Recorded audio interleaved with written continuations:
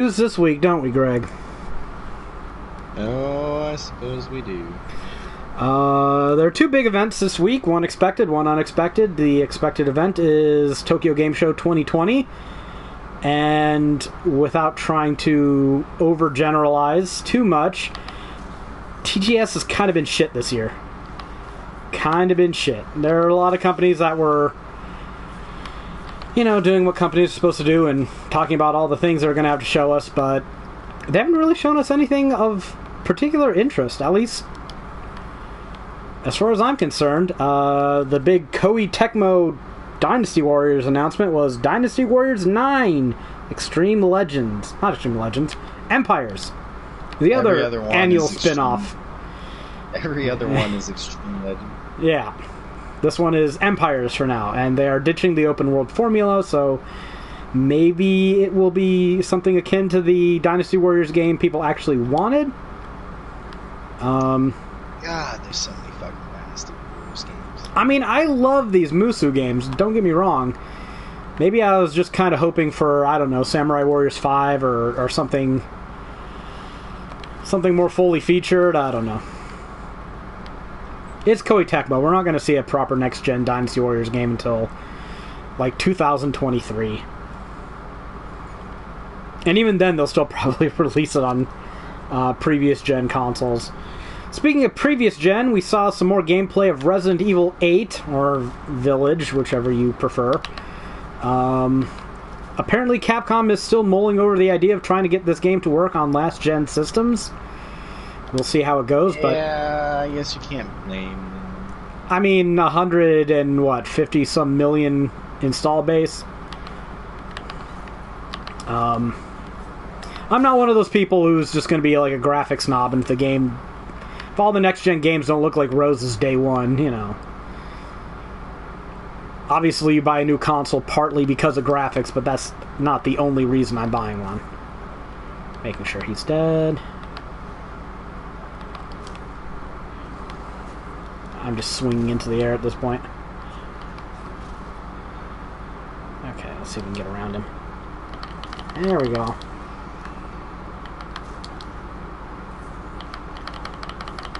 God damn it, it won't load the fucking game. It's not letting me join you. It keeps putting me back in my game instead of... Do I need to send you another? I'll send you guys another invite. Yeah, send me another one.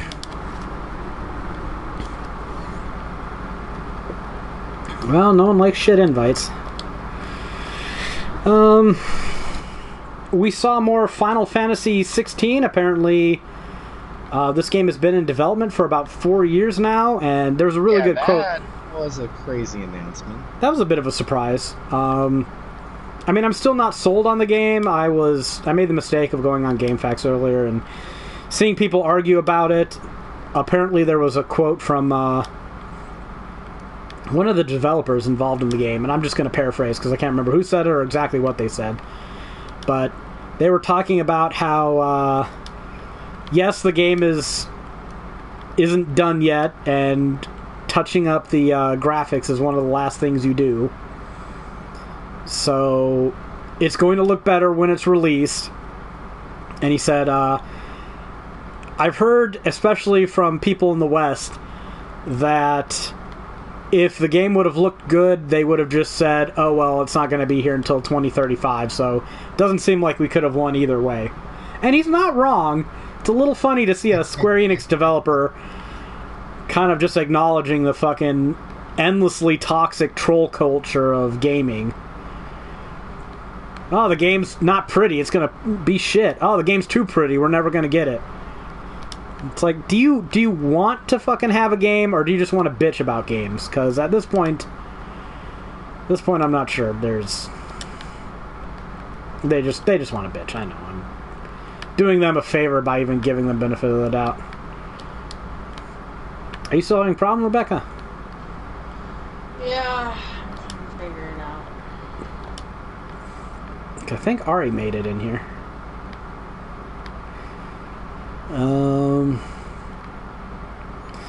So, I mean, I still want to see more gameplay. I'm one of the, I guess, voices of what I view as reason when it comes to Final Fantasy 16. after 15, I don't think it's unfair to want to see more of the gameplay and combat system in action. Hey, Rebecca's here. I know this is kind of a silly thing, but I'm actually hoping there's going to be female party members this time. You know, just I'm not keen on another... That is a silly thing. What? I don't want it to be another sausage fest. I don't want to be another boy band road trip. What would make you think they would do that again? The fact that they did it before? I mean... Yeah, but how often does that happen? Once. And I just want to make sure it's not going to happen again. I think once is enough as well. But I'm not worried at all that they would just go right back to that.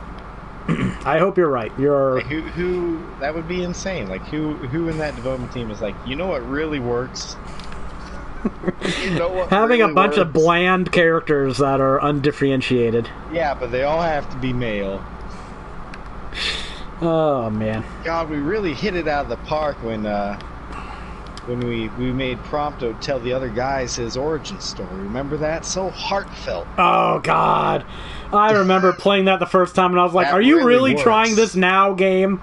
Are you really trying this manufactured conflict? The 11th hour is when you want to Like, introduce that kind of stuff. This thing you guys have not set up one bit. Like, I'm supposed to be xenophobic against the Empire after finding out, like, they're, like, all the evil Empire people I've been fighting are actually just, like, some amalgamation of biomechanical parasitic virus machine. Look what we've done to our own citizens. Yeah, well, they'll be like, some people played the game 4 times, so it must be really popular. It must be really good. Yeah, Don't you like I dare. said, knocked it Don't out you of the dare park. use that against us. We are horrors. We are not fans of Final Fantasy 15. There's an important difference. Clearly, people love it so much. That's they'll what they're play gonna it think. 4 times. I'm what I'm deleting. saying. I'm deleting my account to save Final Fantasy. Oh man, Greg, who's your favorite Final Fantasy 15 character? Oh, Main character. probably Aiden, Who? the main bad guy. No, main character. One of the 4 you control. Well, one of the 1 you control plus the 3 friends of his that are around you. Hey, personal ID over here.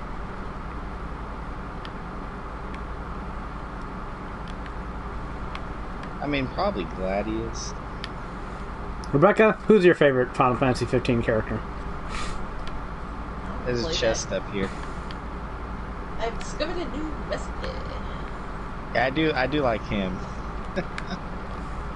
Only the recipe part. Yeah, Rebecca, get up here. We Yeah. need you. We need your lock-picking finesse. Ari, have you ever played Final Fantasy 15? Do you... Of what you played, who's your favorite character? Don't you dare. How the fuck do you get jump in this thing? No. X. I do like how he takes pictures during battle. A If you've ever shotgun? used that ability. Because he will straight up be like, oh, look at this picture I just took. Yeah, my character's getting mauled by some fucking, like, werewolf-looking fucking thing, and he's like, oh man, that's a great shot. Look at the lighting. My favorite character is probably Ignis. I mean, how can it not be? Like, Noctis is a little bitch. Prompto is just the most annoying thing ever. Gladiolus just goes on, like, Abs. random... Well, he photobombed a lot of my pictures with his fucking ab shots. I don't fault him for that. I mean, if you're rocking that kind of physique, you might as well get some glamour shots in, but... Like, he just randomly goes and spazzes at Noctis, and... You know, I mean, the guy needs to be smacked around. This is a little bitch. He is a little bitch, but needs it. But I, like, never really seemed helpful so much as Gladiolus was just counter-ranting. Bullshit. Yeah, fed up with his bullshit. I liked Ignis. He was the level-headed one. He's the cook. Yeah. He made me eat so many goddamn food. French fries as I played that game. Did you ever just, like, get up and have to make French fries because of that game, Greg? No. I did. Holy crap. I had to get up and make things. Because of that game, seeing or? the food makes, seeing the food is like... Yeah. Well, I ate a lot of French fries because it was easy to get and added some nice boosts. Like, I think it boosted your hit points. So I would make French fries all the time, and then he serves them, and they look so good. It's like, damn, I'm going to make some French fries. You should be making that rice chicken recipe thing. I don't want to be in the kitchen for like 3 hours. Yeah. French fries, they look good. You never make French fries. There's so many better options. There's better, but it takes like nothing to make. Like, you can just get a ton of them early on and just enjoy the paltry hit point buff and... Yeah. Alright. Greg knows a guy that he was... I'm not going to name him. But Greg knows a guy who is now finally, for the first time ever, apparently, right? First time ever? The last 2 years or so. Well, apparently he just bought a PlayStation 4. And is playing God of War. And Greg, what was his console of choice before this? Nintendo. Okay. Is it acceptable to only own a Nintendo console? No. Yes. Ari?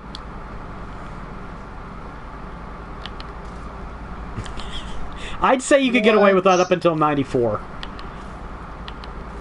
88. Get out of here. When Nintendo was the best and like the only. Yes, when they were literally buying the entire market and making it impossible for anyone to publish on any other system. Yes, they were literally the only option you had. Funny how people forget about that period, isn't it? Anyways, all I'm saying is that you could spend your entire hobby time, off time, spare time, whatever, playing nothing but Nintendo games on Nintendo consoles from like 1990 to the present. Easy.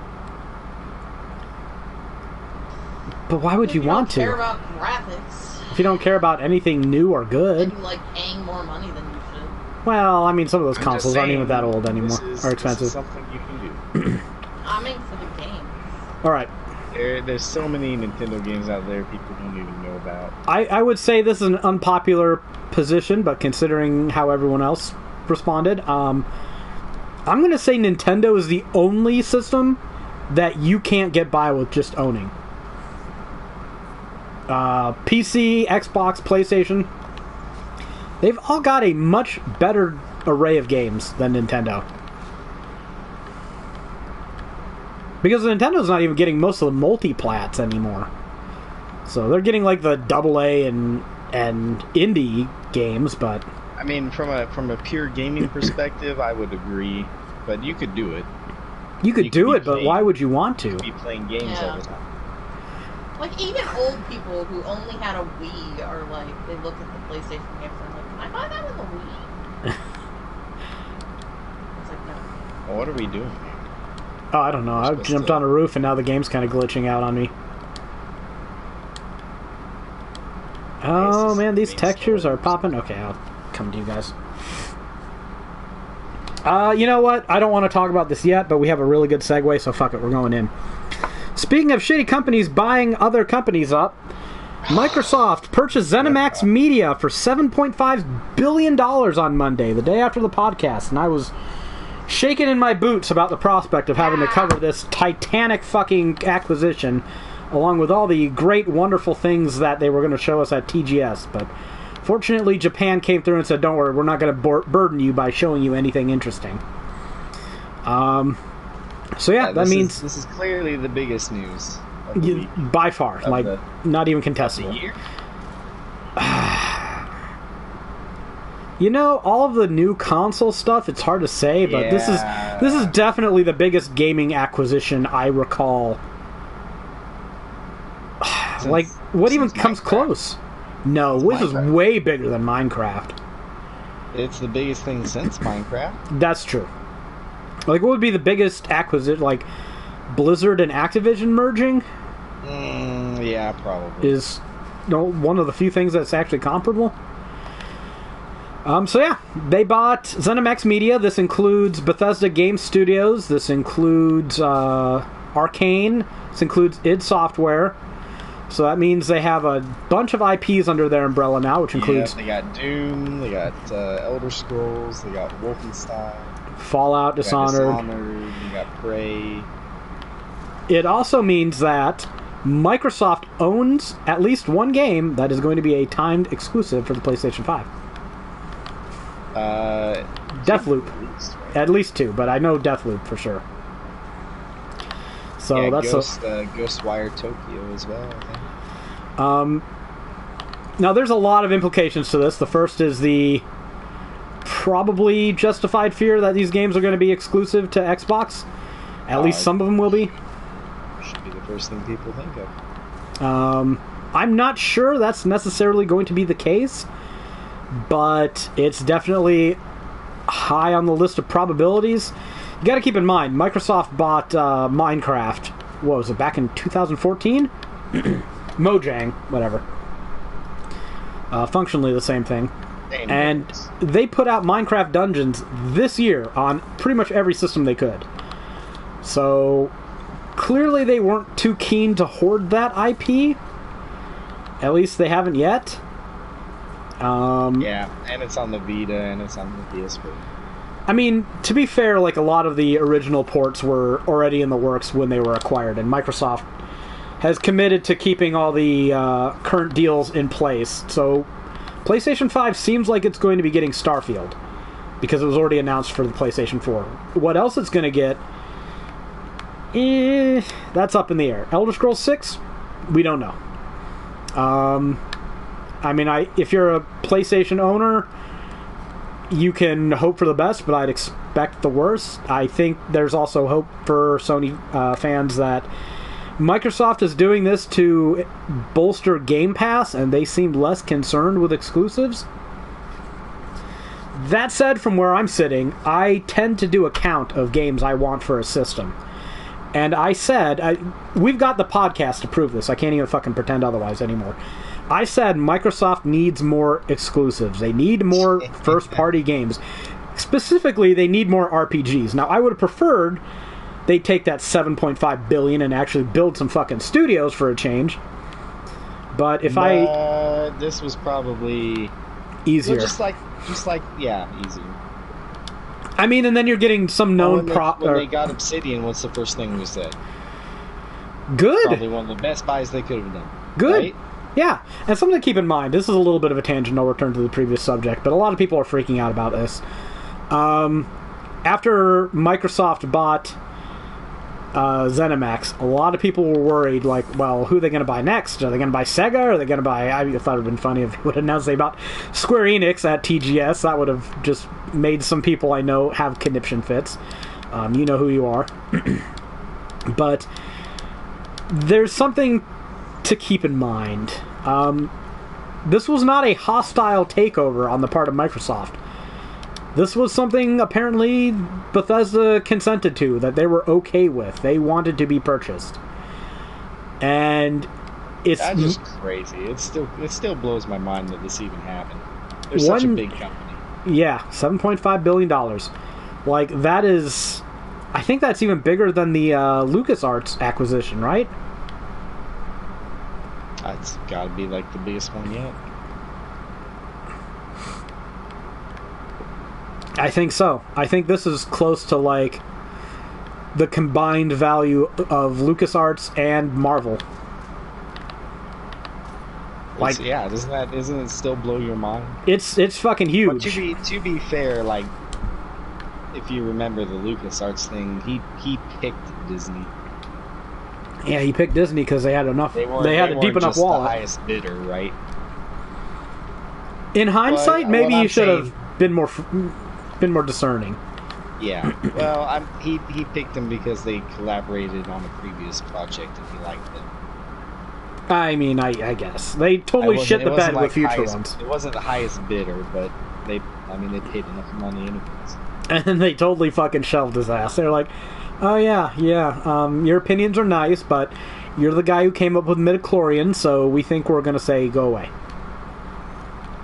And to be fair to Disney, what we're doing for our next trilogy. Did I just hit this fucking thing and it didn't blow? I'm not gonna risk my ass with it. But some reassurance for people. Again, unless it's a hostile takeover, it's a lot harder to buy studios than just, looking at their net worth and saying, okay, their net worth is $1 billion, I've got $1 billion, now I own Square Enix. I'm also surprised that Square Enix is not worth that much more than Capcom, but that's a tangent we don't need to go down. That Monster Hunter sure helped Capcom out. Yeah, it isn't hurting. And now, these days, they've got Resident Evil that's resurgent again, so good on them. Yeah. Also, it's a lot trickier to acquire a foreign company, especially like a Japanese one. I'm not sure that would fly at all. So I wouldn't be too concerned with Microsoft just going out and buying everybody. Another thing is, like, a lot of these Western developers, especially Bethesda and CD Projekt and Obsidian, have a lot better working relationships with Microsoft than with Sony. For better or worse, they just do. So when people throw a fit about, like, I remember people were complaining when Obsidian and In Exile were purchased by Microsoft. This is probably something that a lot of the people in those studios wanted to happen, to be fair. Like, you might not want it as a Sony fan. I don't want it necessarily either. I'd rather have my trophies and fucking achievements. But I'd rather have Obsidian making games than not making games. And if the price of that is seeing the fucking Microsoft Game Studios logo before I play their game, fine. I can live with that. So, I mean, there's a lot of people trolling. I don't necessarily agree that all Bethesda games are going to be exclusives. I don't know. I'm going to wait and see on that one. And even if they are exclusive, let's be real, Bethesda hasn't been nailing them out of the park this last generation. Like, Fallout 4 was good, in my opinion. Not great. Not great. Fallout 76 was garbage. The Doom games are really good. I like that. Yeah, they've been nailing the Doom games. Yeah, but that's id Software, so, I mean, could I have survived this generation without... I really like the Evil Within games. Those are underrated. That Evil Within 2 is a lot... That's the closest thing to Silent Hill. Does Bethesda actually own those? I thought they just published them. Nah, I'm pretty sure that they own that studio. Ooh. So, like I was saying earlier, I tend to chalk up the number of exclusive games a system has, and once it hits a critical mass, which varies depending on, the games being... It's not like they have to have 5 games. Like, Fire Emblem put the Switch over the edge for me, and I don't regret that. Well, when it comes to buying a console or something, it sure helps to have a certain number of games. It does help to have a certain number, but I also care about the exact games being offered, It's not just any 5 games that look interesting, right? If it's a franchise I'm particularly fond of, it counts a little more. Like Fallout. So I guess let's get down to brass tacks. You hope they don't go the way of fucking BioWare, huh? I really do. Because if Microsoft fucks up the studios they bought, they're basically, like, cleaning out a generation of Western RPG developers. So they better not fuck this up, because they've got In Exile and Bethesda, and... it would be a tragedy if they managed to fuck this up. I'd rather see them prosper than fuck up. So I'm not... To be fair, I'm glad I got Evil Within 2 before it was acquired. Yeah. I mean, I don't like those fanboys who don't want there to be more good games because it's not on the toy box they like the logo on the best. Like, that always struck me as stupid. I prefer Sony. I would rather all these games be on the PlayStation. I would buy them on the PlayStation if they were there. So maybe Microsoft shouldn't put them there. But that said, let's get to the real point, the real issue. If the next Fallout, Elder Scrolls, Doom, Evil Within, Dishonored, and Prey games, just list all those. If all of those come out next generation and are Microsoft exclusives, Greg, are you buying the Xbox Series X? Yeah, probably. It's painful to admit. Ari, what about you? Like it depends how quickly they come out one after another. Okay. Like if I could, I would just buy Elder Scrolls 6 for PC. And... Yeah, I mean, like I'm really keen on getting an RTX 3070 at some point. So we have a monster PC. We have a PC that, with a GPU upgrade, can be playing shit for another 5 years easily. That said, if it's going to cost me roughly the same amount to get a GPU or a game box, and then I can just buy physical copies of the games, I think I'd rather have the physical copy. I know a lot of PC master race folk, their heads are exploding. I'm sorry, I like the physical games better than it being on PC. I'll get it on PC in 4 or 5 years when it's $5. And then everyone will have figured out all the bugs, and there'll be all kinds of mods, and... Like, that's how I like to buy PC games. Late. So... I mean, as much as we might like to bitch about it, a lot of us are probably more likely to buy an Xbox Series X now because of these games that might be on it. So...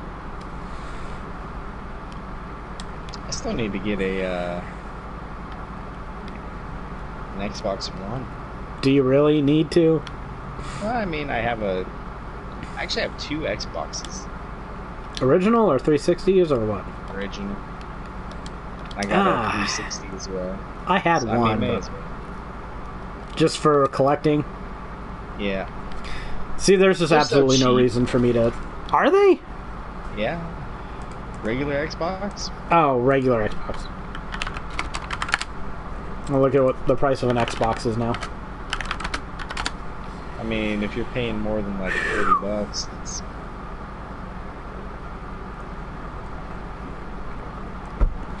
Well, it's not that cheap to get an Xbox One X anymore. Probably because they've been discontinued. It's actually about the same price just to get an Xbox Series X. That makes me... Well, anyone have any other thoughts about this Microsoft, Bethesda, Zenimax business? I don't like monopolization. Right. No, thank you for bringing that up. As much as I think this was a good move from Microsoft, I really, really agree with Rebecca there that generally I hate the fucking consolidation of media and entertainment. I don't think it does us as consumers any favors by having fewer companies owning more IPs. So...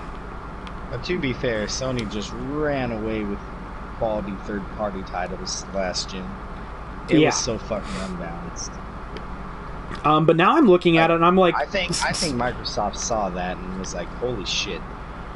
And you can't bitch at them for saying what they need to do, in your opinion, and then they do it, and then you're like, oh, well, come on now. Oh yeah. You can't buy the things I didn't want to pay you for. I would prefer they didn't, but they sure needed to. I get why they did, I just don't like that they did. Yeah. No, I get that too. And now looking at it, like, if you're an RPG fan, which despite Greg's protestations to the otherwise, I consider myself one, you look at the first-party RPGs likely to come out on each system, or possible to come out on each system. You've got Fallout, you've got, well, Starfield's not going to be exclusive, we can discount that. We've got Elder Scrolls. Looking forward to Fallout anymore? Yes, I am. Despite myself. This is the one thing where I'm like, they're probably going to fuck it up, but I still hope they do it. Because I love Fallout. Yeah, I do too. I want to see it. Well, then why'd you ask? Because they just... They broke your heart with 76, didn't they? I would rather them have 2 fuck-ups in a row, just to prove that they're still fucking up. Okay. It's the suspense that's killing you. Like, The effort of hoping for better things is the trouble part. Oh, man. But, I mean, like, Microsoft might have Fallout, Elder Scrolls, all the Obsidian studios. They might have Pillars of Eternity, they've got Avowed, they've got potentially another The Outer Worlds, and some people, to go off on a tangent again, were gloating about how, oh man, now Microsoft owns Bethesda and Obsidian. So could we finally see New Vegas 2? I don't want New Vegas 2. New Vegas 2 is fucking almost a decade ago. Fuck that, I don't care anymore. I want to see The Outer Worlds 2. Let Obsidian keep working on the franchise that they haven't yet fucked up. Yeah. Let Bethesda keep plunking away at Fallout. Hey, maybe somebody at Microsoft will have the same idea I did, where, you know, saying Obsidian should be doing like every other Fallout game or something, and just let them have more free reign. I don't want Vegas 2, but you can't tell me they couldn't just give us more New Vegas type games. Yeah, but let them use a technical team that knows how to program. Like, I feel that since The Outer Worlds came out, I don't need to see Obsidian's take on Fallout anymore. Yeah, I feel that way too. After playing through it, they're clearly capable of doing the same thing under a different name, and that's fine. And better, let's be honest. Yeah, but now they're on the same team. They'll never be on the same team in my book. They're definitely under the same umbrella. No. In addition, Microsoft could have another Wasteland game, Bard's Tale. Nintendo has, what, Fire Emblem? What are the RPG series they have that's exclusive to them? Oh, at Nintendo? Yeah. Xenoblade? Right, Xenoblade. And people seem to really like that one. And Sony?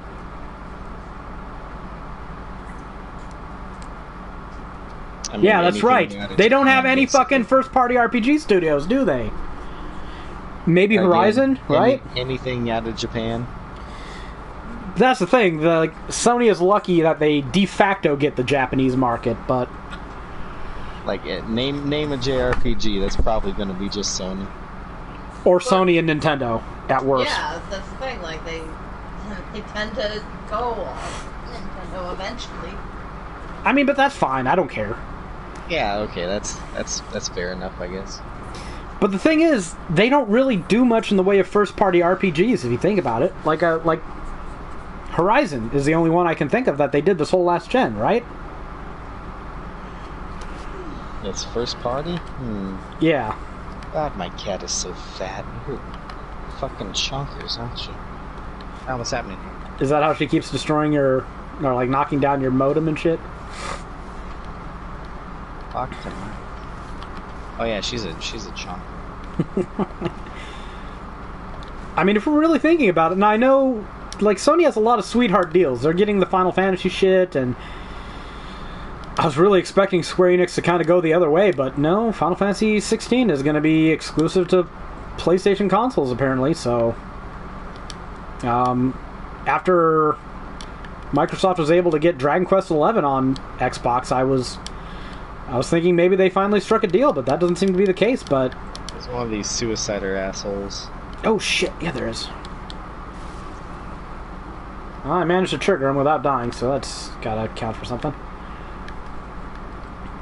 Almost walked right into his ass. Yeah, I did too. So, holy fuck. There's so much money in all these bags. I mean, Horizon, yeah, that's a... Would you count God of War now? Maybe... Oh, there was a... All the... there's an ID card in this briefcase. Tales games. I don't recall... I don't recall most of those Tales games going to the Switch. Yeah, they might be exclusive, but that doesn't mean they're first party, right? They're not first party, no. East games haven't been coming out on the Switch until recently. Now they're getting them. I guess they're not first party too. Yeah. What all is Persona? Yeah, I mean, it's Persona is only on. Well, Persona just. It depends. Persona 5 Scramble is on Switch. Not on first party. They're not first party, but exclusive. They're mostly Sony. Yeah. Persona 4 Golden just came out on. PC. So Sony is so lucky, dude. They're so lucky. You know, where they're at, and the fact that Microsoft just didn't take off at all. So they de facto get all these fucking fantastic games. To be fair, I mean, do I care? No, I'm still playing them. Yeah. Microsoft should have tried better to put them on their system than they have. Let's be fair. Microsoft fucked themselves last generation. Like, maybe Why didn't they try harder? Maybe all this wasn't... Well, because they got fucking greedy. They got greedy and stupid and thought that they could push the consumer around and get exactly what they wanted. And the consumer's like, you do realize that I have another choice, right? Like... Yeah, they should have tried way harder to appeal to other fan bases. You can sum up this entire console generation with just 2 quotes. The first quote is from... God, I can't remember the name of that fucking bonehead that used to run Xbox before Phil Spencer. That quote that, if you don't have the internet, we've got a console for you. The Xbox 360. His name was like Adam or something. And then the other quote that sums it up is... he's not even a press dude. No, he was like just a CEO, and then he went to the Oya, and I think he went to the Oya. He was the CEO, was he? He was just like the head of some department. I think he was head of Xbox, head of operations for Xbox or something. He's basically not Phil Spencer before Phil Spencer. What an idiot. And then Sony's commercial about this is how you share games on the PlayStation 4. And just had one dude hand a disc to another dude. Savage. Brutal. It was the best thing Sony's done since $2.99. Yeah. $2.99? That dude had the whole speech, and he just threw it out the window. Yeah, and did you hear the audience? They went nuts. That was definitely better than whatever he had prepared. Whatever he had on those cards, we'll never know. It doesn't matter. It doesn't matter. He was like, you know what? I'm gonna trim my speech down to the essentials. This is what matters to the people. It is. You could feel Sega dying. You know what this whole conversation is really about? The return of competition. Yeah, I mean... And you know what it took Microsoft to get back to that level? Buying Bethesda? $7.5 billion. Right? That's what it took. I mean, Isn't that insane? That just goes to show you... My mind is still blown. If you're in the corporate world, one dumb statement can cost your company essentially $7.5 billion. And I was an Xbox 360 guy. And I just look at my game full of fucking PlayStation 4 discs, and I go, that's about $7, around $7, maybe more, depending on whether it's first party or not, per disc that Microsoft didn't get and Sony did. Conservative estimate, not counting what they got for the consoles, not counting what they got for the years of PlayStation Plus, not counting what they got for every digital game I bought, and then Rebecca's in the other room, so you can add on to that. That just this one household, and granted, we are more prolific than average gamers. But that fucking shithead statement about just buy an Xbox 360. Thousands of dollars just from this one household. Gone.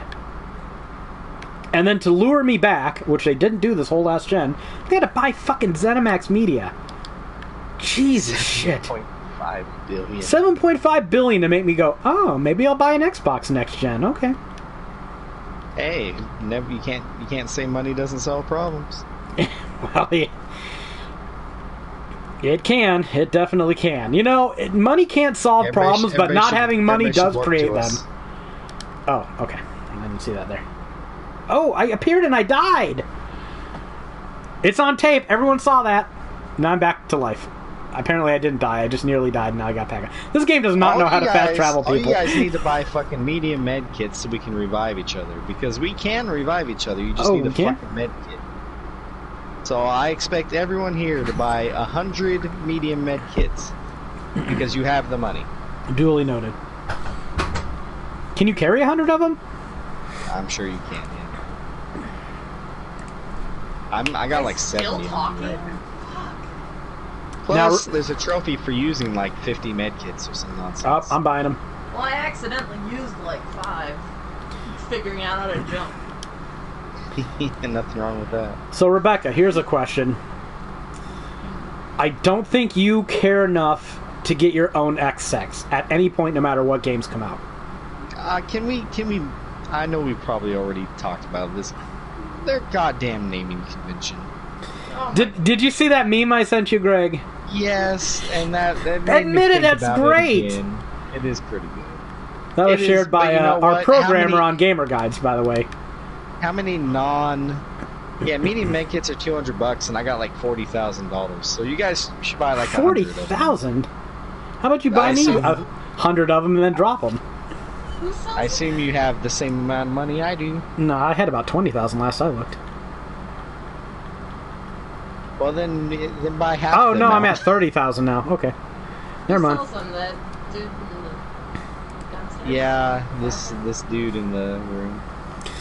Let me see if I can find that meme, because that was a really good meme. Oh yeah, you do. This guy's selling a dependable stick. Jesus Christ. Hey, it's dependable. It sure is. You don't want a wily stick, do you? No, you want a stick that you can No. plan around. To be fair. Okay, this meme on one column has one Xbox, just an image of the first original Xbox. Under it has one Xbox One. Under that, one Xbox One X. Under that, one Xbox Series X. And then under that, it has 4 Xbox Series X's and says one series of Xbox Series X. On the other side, it says one Xbox box. It is the box that the original Xbox came in. And all these are going to be game boxes, just so you can visualize it. Below that, it has one Xbox One box. Below that, one Xbox One Xbox. Because these naming conventions make so much sense, I should clarify that is the box to an Xbox One X. Oh, Jesus. Are you clarifying it? Really? Am I? I'm trying, but You know how they're not many making it parents easy. This holiday season. Greg, hold that thought. Hold that thought. Hold that thought. Hold on. No, no, no. Hold that thought. Hold that thought. Hold that. Hold that. You don't Next- need to read the whole meme. Next, it's almost done. I got 2 Goddamn. more panels. Next is one Xbox Series Xbox, and then we have 4 Xbox Series Xboxes with the title "One Series of Xbox Series Xboxes." Now, Greg, finish that thought. Hey, pistol ammo, metal scraps, and bleach. Apparently. Why bleach? That's I don't know. That stick looks really dependable. You probably want that dependable stick. Actually, that's probably better than some of the shit I'm using.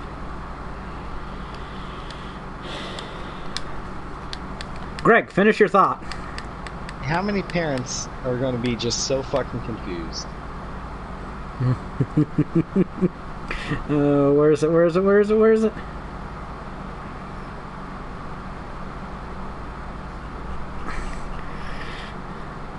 I know there was a story about it. I'm looking for it right now. Well, the Xbox Series X went on sale this week. Tuesday, I think.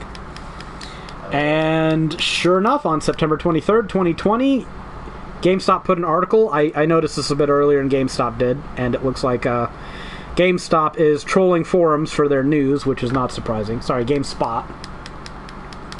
GameStop? GameSpot? What? GameSpot. I'm talking about GameSpot, but I might have said GameStop. I have an important difference. One's going out of business, the other isn't, unfortunately. Microsoft's announcement that its next generation consoles would be called Xbox Series X and Series S got somewhat of a ribbing. But what if people confuse it with the current gen Xbox One X and One S? As the console pre-orders go live, there's at least some indication that their choice of naming scheme may have led to mistaken purchases. According to Amazon's Movers and Shakers chart... You want to come with me? No. Let me come there. I was reading. Trying to coerce me. We can sit. Well, yeah, but I've got to get over here first. Get in the van. It's fine. Get in the chopper van.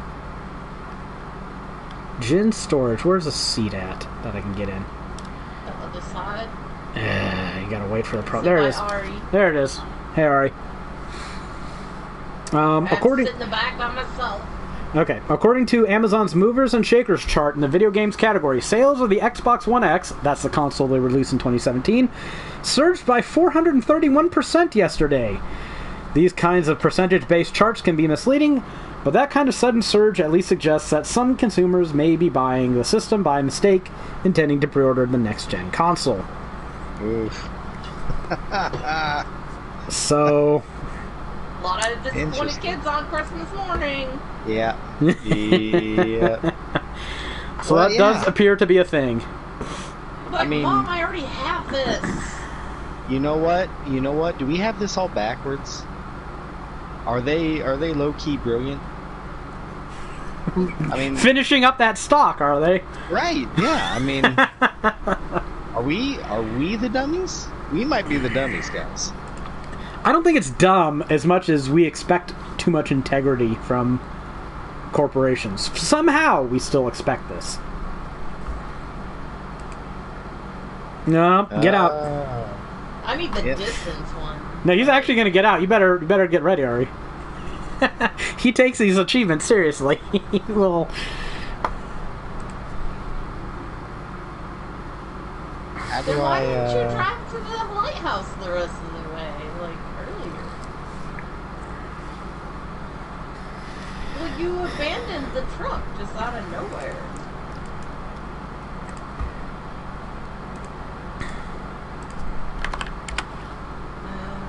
Well, it shows a red circle around the vans because we're supposed to be in it. Yeah. So let me just blaze through some news really quick from TGS, and a lot of this doesn't require too much time investment unless people have any comments.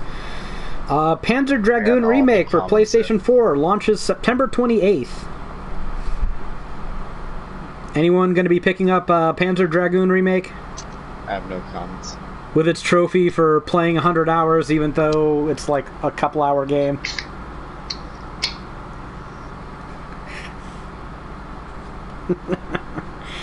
That's the rail shooter, right? It's probably... I don't know, I've never played it. I'd be interested. Just because I've never played it. Greg's keen on it, at least. But now you can beat it again with trophies. Wow, that's more generous than I'd be. Might use somewhere. I like that idea. I like it. Resident Evil Infinite Darkness CG movie is coming to Netflix in 2021. I watched some of that Dragon's Dogma, and I don't think it's very good. I'm a little soured on these Netflix things. Did you watch the whole thing? I only watched 3 episodes. Okay. Yeah, they try to, they name each episode after one of the 7 deadly sins. Girl. And they seem to be giving every episode ending, some dark fucking ending. But they don't put in the time to develop the characters or the plot line, so sometimes it's just like someone literally killing somebody and committing suicide out of no reason. Episode 1 was fine for a start out, I thought. Yeah, but, zero... Oh no, I was pretty really excited when care that about kid these got people eaten. or this village. Yeah, that was brutal. That was the best part of it. A little fucking kid just gets chomped out of nowhere. That was great. I mean, you knew the woman was gonna get burnt. Yeah, you gotta give them ash at the beginning. Yeah, you gotta give the man character reason to go get angry. But As all men need a reason to get angry. Yeah, I know. Well, we do need a reason, but not that much of a reason. If that dragon caused me to stub my toe, I'd have been pissed for at least an hour. You don't need to go full fucking kill the wife and kid, but... The dragon breaks the door down, I'm gonna fix this now! Motherfucker! I'm not made out of hinges! But yeah, I figured I'd be putting up with that stupid fucking kid all fucking series, and... Nope. Then you got... I was pretty sure he was gonna die. I mean, there were plenty of death flags for that. Yeah. I mean, the thing is, this needed to be more than 7 episodes, just from what I've seen. They needed more time for all of the storylines to breathe. Because without that, it's like, okay, who cares? So 2 characters you've just introduced earlier have received like 1 indication of possible fallout. Now it's like, oh, here's this extreme shit that happened. Now they're dead. Okay. Well, Don't fall down, by the way. It will kill you. you apparently watched this without me. I watched episode 3. Now I'm behind. We can watch more later. You only let me watch 1 episode at a time. What, episode 3, that's the one with the girl that's like, hey, boobs for no reason. Yeah. And It tried to go full Goblin Slayer, but... I can choose between Kill la Kill or Dragon's Dogma. We've been trying to finish off Kill la Kill for months now. Yeah, because you only watch 1 Well, episode. I hate watching things. I do not have the attention span to just sit here and watch episodes for like 4 hours. Just let me watch it, and you can pay attention to it as much as you do, which is not very. Well, okay, Go then back let me and know, rewatch and I it if can you wanna watch let me know, and I can move my PlayStation to one of my computer monitors. As long as I have something to keep my mind occupied. I don't know, guys. Oh, that's a thug. I've lost the ability to focus on things like severely. I never had that great Turned into ability. a goldfish. No, goldfish can pay attention to shit longer than I can. They actually have like 30-minute in it. Ooh. So, if we are carrying health packs, we can raise each other. I think so. Ooh. Yeah. Like, how do I get up? Aren't you Okay. glad that they told us this in the beginning? Yeah, this would have been one of those tutorial things that would have made sense to show. But, yeah, Dragon's Dogma, they don't do the work to earn pretty much any endings of any of the episodes I've seen. And I like some of the themes and plots. I like how dark it is. The main game is not that dark and gritty, so I don't know why they decided to go quite that far, but... Did you just die? You just got blowed the fuck up. Greg, did you That do was that on entertaining. purpose? How did I do that on purpose? I don't know. That's why I'm asking you. I wish I did it on purpose. Hate. Jesus, woman. Hey, there's You a know all fact in about here. killing companions. I know, that's your favorite thing ever. And any trophy list in the game, she just adds an extra one at the bottom. Kill your companions 10 times. That's a What's the person. fact in That's here? that's a personal trophy. Yeah, where's the fact? Oh, it's up on the workbench, hiding in plain sight. Oh, what a jerk. Oh, I leveled up. I can use my new weapon,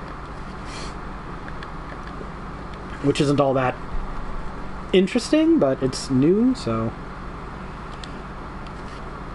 Which is the lowest damage thing I had. Oh shit, my shock pistol does 1,000 damage. It says. Never does when you actually fire it. I guess I'm we- using this bladed weapon though. Okay. 555. But if you want more Resident Evil, at least this is a CG movie. Like, I don't know why things don't do more CG this now. This is their anniversary thing, isn't it? Oh, I don't Act know. 3! Look at that. What? Really? We didn't even do That's what a it side says. quest. I don't think they expire, but... Yeah, they don't expire. We're fine. It's fine. Konami announces Eden Zero, a third-person action RPG for console. And apparently it's also getting a top-down action RPG for mobile. This is based on an anime. I know it's weird, as Jared said. An anime-based game not being made by Namco Bandai. Bandai Namco? This is made by the person who created Fairy Tail, and Rebecca, if you look at screenshots... What was that, Gust? Oh, I don't know. But, When you yeah. say the person that made Fairy Tail, you mean The original... manga, yeah. The character designs look way too similar. Way too similar. Like, he's even got the same little fucking weird cat mascot creatures. So. But, you know. Konami is apparently making a game. I'm going to just entirely discount the mobile version because I don't care, but... Yeah, I don't care at all, period. What if it turned out to be a solid 7.5 out of 10 JRPG? Yeah, we'll see. I mean, like, I'm not aiming for the stars here. Konami any money, that's for sure. You'll buy it used? Right. Another benefit of physical media. Yeah. Yeah, we get to choose who to give money to. Exactly. Psycho Shooting Collection announced for PlayStation 5. And Psycho Shoot 'em Ups coming to PlayStation 4 and Xbox One. The collection will include the following Psycho, that's PSIKYO, series shoot 'em up titles. Dragon Blaze, Gunbird, Gunbird 2, Gunbarich, Samurai Aces 3, Sengoku Cannon, Soul Divide, Strikers 1945, Strikers 1945 2, Strikers 1945 3, Tengai, and Zero Gunner 2. Has anyone heard of these? Greg, we're all looking at you. What? I was actually listening to this story. What? Psycho? Psycho Shooting Collection. I've heard of the Psycho shooters before. Oh, wait, what are we doing? I guess we're getting in this truck. I've been somewhere. I don't think there's enough room for me. Not I even in just the back. stand on it. I'm standing There on were it. seats in the... Good luck, brave soul. Greg, Resident Evil 8 a day one buy for you? Probably, yeah. I kind of figured. I need to play some of those games. Here's an interesting story. This is a tiny bit of goodwill from me to Konami. Tiny bit. It is a dollop of white paint in their inky blackness of a canvas right now. Metal Gear Solid, Metal Gear Solid 2, Substance, and Konami Collector Series Castlevania and Contra for PC, now available via GOG. Yes, they put Metal Gear Solid, Metal Gear 2 Substance, and their Castlevania Collector Series, So which basically includes more ports for more money. Yes, but they put them on GOG, DRM free. I'm not going to say anything bad about GOG, okay? The fact that Konami would be cool enough to sell their shit DRM free at all is surprising to me. Yeah, that is. I mean, for fuck's sakes, Square Enix won't do it. Yeah, fair enough, I suppose. I This said isn't it's, the first time any of this has been on PC, of course, but they're probably compatible with newer systems, so that's fine. but DRM free? I'm sure that the original PC version of Metal Gear wasn't DRM. Oh, yeah, like you're talking about the PC Engine version. Hey guys, there's a fact down here. No, not PC Engine. Metal Gear was on PC. No, I'm talking about like shit, what was the... There was a specific type of PC it was on back in the day. No, PC Engine was a name for something. Oh, I'm trying to get out of this bus. It's on the front of this bus. I'm trying to get out of everyone's way. Oh yeah, there it is. RPG Golf Legends. Sorry, I should say it right. RP Golf Legends. They're like RP Gamer there. They're mixing the RPG with the other word. Clever. Announced for consoles and PC. This is a action RPG golf game. An action RPG golf game like Golf Story? Yeah. We had one of those earlier, like Greg said, Golf Story. And all this is telling me is that finally people realize golf fucking sucks. And we need a way to make it less fucking golf. So let's throw some RPG mechanics in there and make an actual game out of it. And you know what? Good. There's a lot of enemies down below. Yeah. There's one of those big fat ones, too. Whose name I can't remember. You have to go down there? Yeah. Ooh, someone murdered the shit out of him. Me. Good job, Lauren.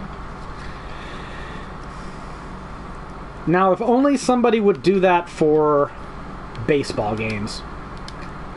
Let's be fair, baseball games are already stat heavy anyways. You might as well throw some fucking RPG mechanics in there to make them tolerable. Yeah, I mean, if you can do it for golf, you can do it for probably anything. Yeah, seriously, golf sucks so much.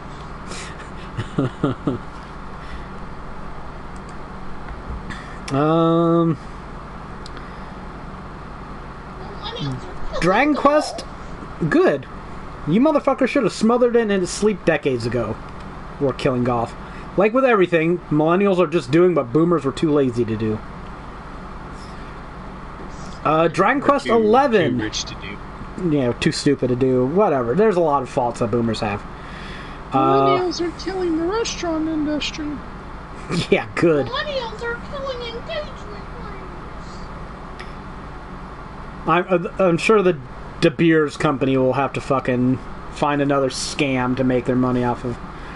But Dragon Quest XI shipments and digital sales top 6 million. One, good on this game, and two, it's a fucking travesty that Final Fantasy 15 sold more than Dragon Quest XI. I know Greg doesn't hate Dragon Quest, Final Fantasy 15 as much as I do, but I think we can all admit that Final Fantasy 15. 11 over 15. Yeah, like they're not even in the same universe of quality. Oh, there's another fat guy over here. He's probably got other. Supposed to be protecting this girl, but there's a fat guy. He's got experience for us. and we will literally lose the game if we don't protect this girl. Oh, I'm sure it'll checkpoint us. Come on, Rebecca, we got this. Did you die? Bring me back. I'm gonna try. Okay, I've been healed by there. Motherfucker! I was gonna just like barf on me while I'm standing up. Okay, we got him. Good job, team. Hey, we got the money for that. Thanks. Sega is developing a live-action Yakuza film. Why is everything live action? Okay, if something is a video No, okay, game, no. If there's any, movie- if there's Let me finish. Go on, finish. If you're making a video game movie, it should either be animated or CG. Fuck this live action shit. Yakuza is like the one video Sure, game yeah, that can be live action. Got Jean-Claude Van Damme as Doesn't Guile, mean I if that was want the you to. case. Oh man, we would have missed out. For Okay. the Mario Brothers movie? To be fair, fuck, what was his name? The guy who played Mario and also on Who Framed Roger Rabbit. I can never remember his name. John Leguizamo. No, John Hoskins. That's Good Luigi. as that. Yeah. They could never have picked a better Mario than Bob Hoskins. They Like, did let's. so good. I mean, the movie was terrible, but it's not fucking Hoskins' fault. Yeah, sure. He was the perfect Mario in the least perfect Mario movie. And that Mortal Kombat live-action movie, that was pretty fucking good. Come on. I can't be the only kid who watched that and was like, this is fucking awesome. Still could Don't have been forget awesome. Double Dragon. When Johnny Cage fucking killed Goro, God, that was good. Little kid me was like, yeah! I suddenly I mean, have an like, opinion on Johnny new Cage. New ones should be animated or CG because now the CG There's a is recording in here. I think Yakuza can get away with it. Yakuza, maybe. Where Okay, the let's- hell are you guys? Let's catch up to them. Oh, there's a mod in here too. Don't go anywhere, Ari. Oh, there's other shit on the way. Yeah, there's just like a jungle camp in here. Oh, Rebecca sneaked around me, that's why I couldn't get back there. A little fucking serpent. I'm trying to get away from these zombies you lured. I lured. I was in here first. You lured them. Yeah, you lured them there. They were in between you and me. Trying to. So they followed you. I guess I can just fast travel. Is the game going to kill me this time? No. Okay, where are these collectibles, Greg? Look around, you'll find it. How dare you, They're sir? in this room.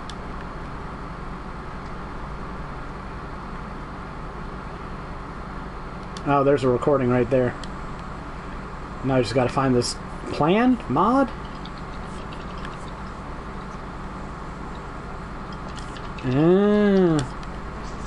Shocking crowbar mod. That's the shit I've been looking for.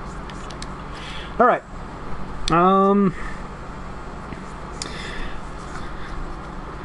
Get in the circle. Greg had to post, or not Greg, Jared had to post an article about Disgaea, which just covers a lot of the story and setting and all the other stuff around Disgaea 6, which I'm not going to go into. The only relevant news here is the Disgaea franchise has now sold 4.5 million units worldwide. Seems a little low for a game with that many re-releases in 5 different games, but... Nier Automata shipments and digital sales top 4.85 million. Apparently they had a plan to announce 5 million sales, but didn't quite make it before TGS, so poor guys. And I guess the only news that I can think of that I'd even consider all that interesting from TGS is Nier Replicant has a release date. It is coming out April 22nd, 2021 in Japan, and April 23rd in the West. And in case anyone forgot what game this is the PS3 version of Nier. Replicant and Gestalt were both 2 different versions of this game. The Xbox in Japan got Nier Gestalt, as did all the Western territories. That's where you have Daddy Nier. And Replicant got Big Brother Nier. And this remake is of Big Brother Nier. So, which will be interesting to play, I guess. Have you guys ever played any of those Drakengard games? No, I've seen Drakengard 3 for the PS3, but I never pulled the trigger on it yet. So, apparently the first 2 are getting fucking expensive. Apparently so. I did an inventory recently of my PS2 games, and unfortunately... Is it because I bought some PS2 games? No, I can't remember why. I just looked in Rebecca's shelves where the games are stored. I bought some PS2 games and talked to you about it. I don't agree with that. He was standing in the room talking to me, and then he just looked over at the dresser and then walked over there and opened it. And looked at it. The only somewhat valuable PS2 game I have is Shadow Hearts Covenant. That's worth about $40.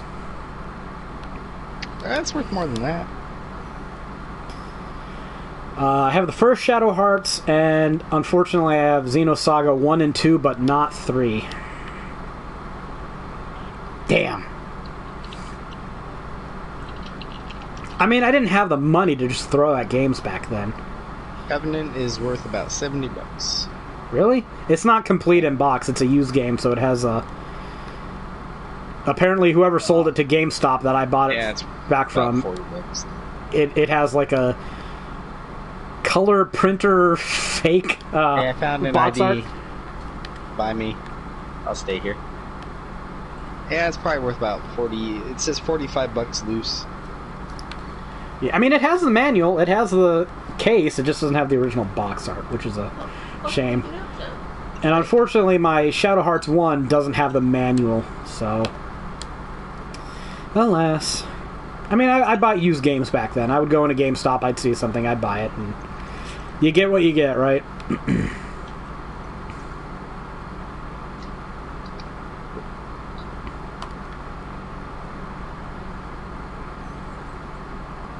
Yeah. If only you could go back to your previous self and be like, hey, you should really buy that. I've seen that fucking game for $15 before, and I never bid on it.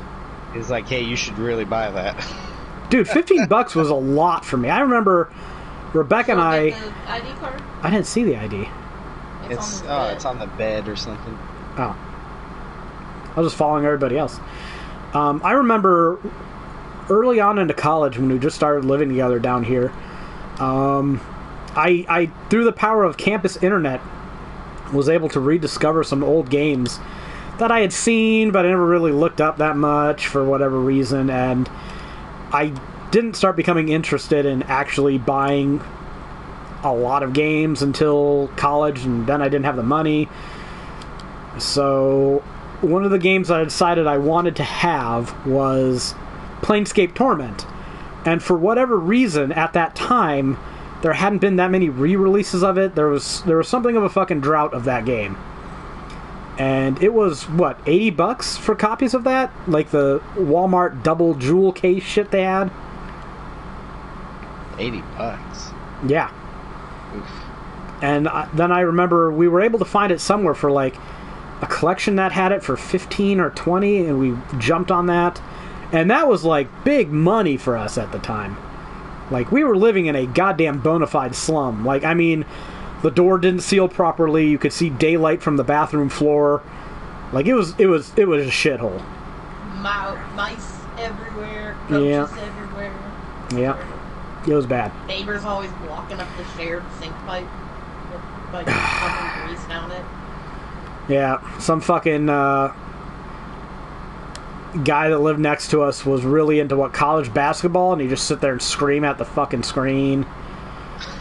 All day. The other neighbor had a fucking kid that just apparently was going to become a fucking Olympic track star, because all that fucking thing did is run up and down the apartment all day. Yeah, and That the thing. parent wasn't home most of the time, and Oh I my called goodness. CPS and they never came out. Yeah, they didn't care. You guys realize kids are humans as well, right? Not until they're old enough.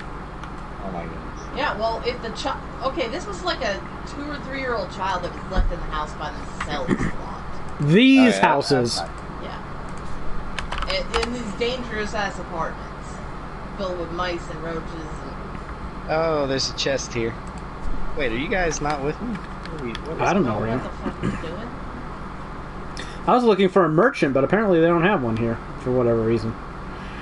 Or at least I couldn't find Nobody one. knows how to get where you're... Anyways, you can, in addition to the $60 standard version of this game, price drop, you can buy the White Snow Edition for $160. This includes a copy of the game, Yeah. a Grimoire pin set, includes pins of Weiss, Nor, Rubrum. It's basically the various Is it books. just me, or pins seem like some of the cheapest fucking things you can put in? Dude, on the podcast I was in yesterday, somebody said... Like, I think I'd rather have a fucking art book than pins. somebody said pins are the new cloth map. I'd rather have cloth maps. I said I would rather have the cloth map, a good cloth map. You can just pin that thing to your wall, and then when you're sick of it, fold it up, put it away. Much rather have a cloth map than a pin. Although, Rebecca's been buying, like, little suction cup fucking thingies and chains, and been hanging pins off from the bottom of my shelf, which I'm going to have to move because now they're going to be dangling where my PS5 is. Shit! Fucking PS5 is goddamn mammoth fucking console. I'll figure it out. I've got to hang a whole fucking shelf for this console, guys. Have I said this yet? Why do you have to hang a shelf? Because there's no good place for me to put it on my entertainment center. Too big. It's too big. Plus, I think it might collapse the entertainment center. There's a fat guy here. Well, fuck you too. in the game.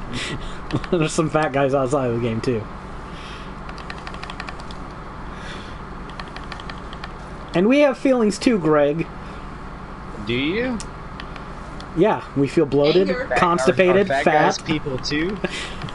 Not really. 'Cause, I mean, kids aren't. So where's the line?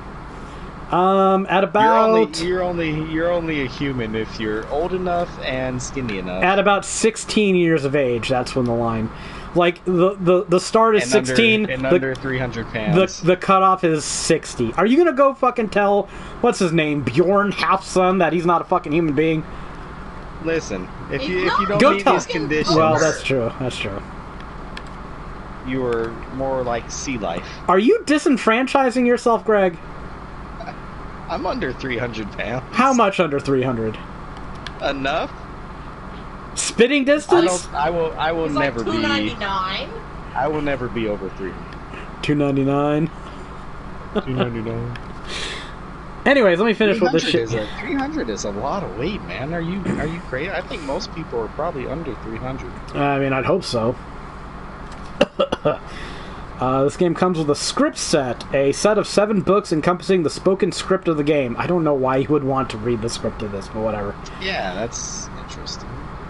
Packaged in a special hard case, features covers... Wait, that's it? Pins and the script set. I'm not done. Featuring covers, art by character designer Akihiko Yoshida. It's also coming with a special soundtrack, a 2-disc collection featuring newly edited and arranged music for Nier Replicant. What the fuck is that thing? Looks like a wannabe Predator fucking thing. It has no hands. He has no hands. The stab us with his arm bones. Yeah. He's gonna try. A butcher, huh? Where is it? Inside the window. Can we stomp its head? Yep, sure can. Fuck you, butcher. Not too scared of those. So yeah, it's gonna have a 2-disc soundtrack, at least that's something. A steelbook case!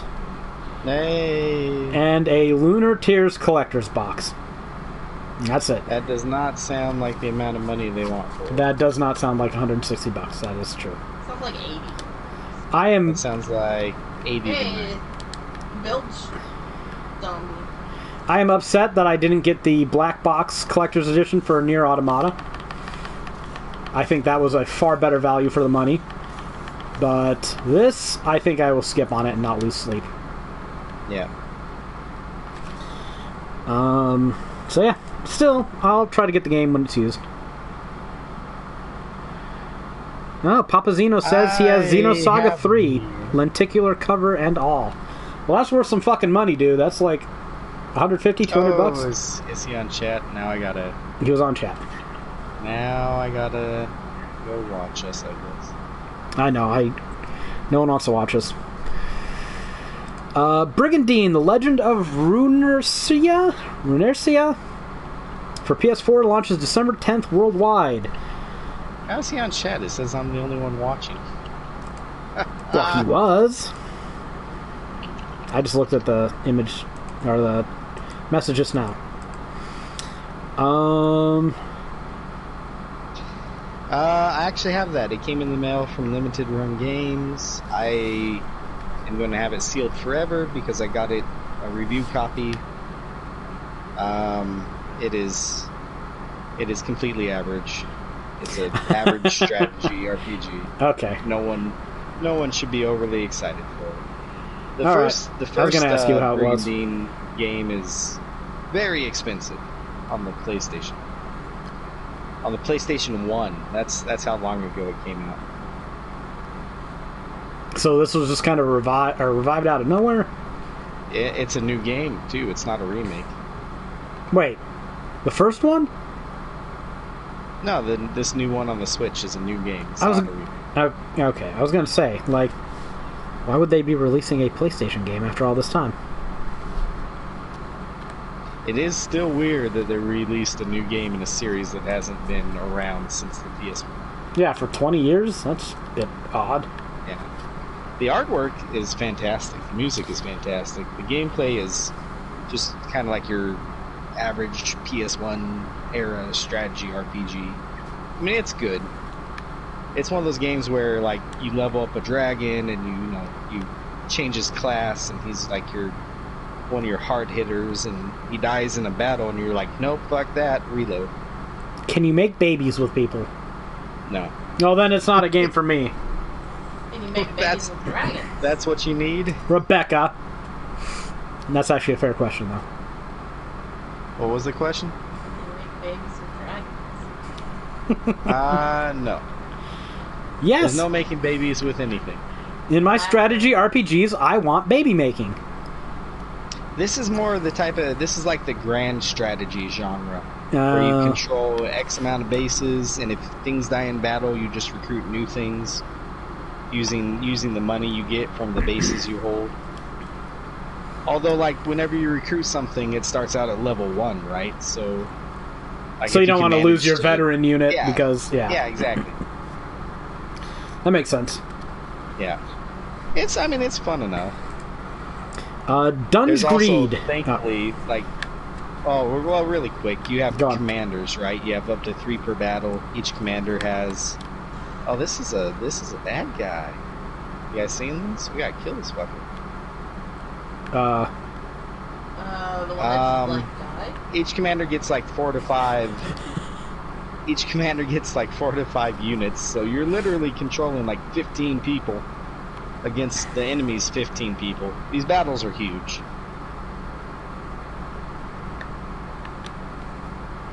Now we're fighting humans,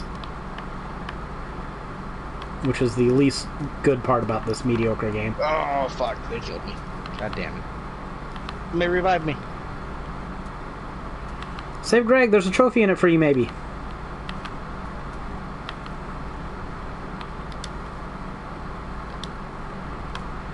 I'm not sure I like these assault rifles.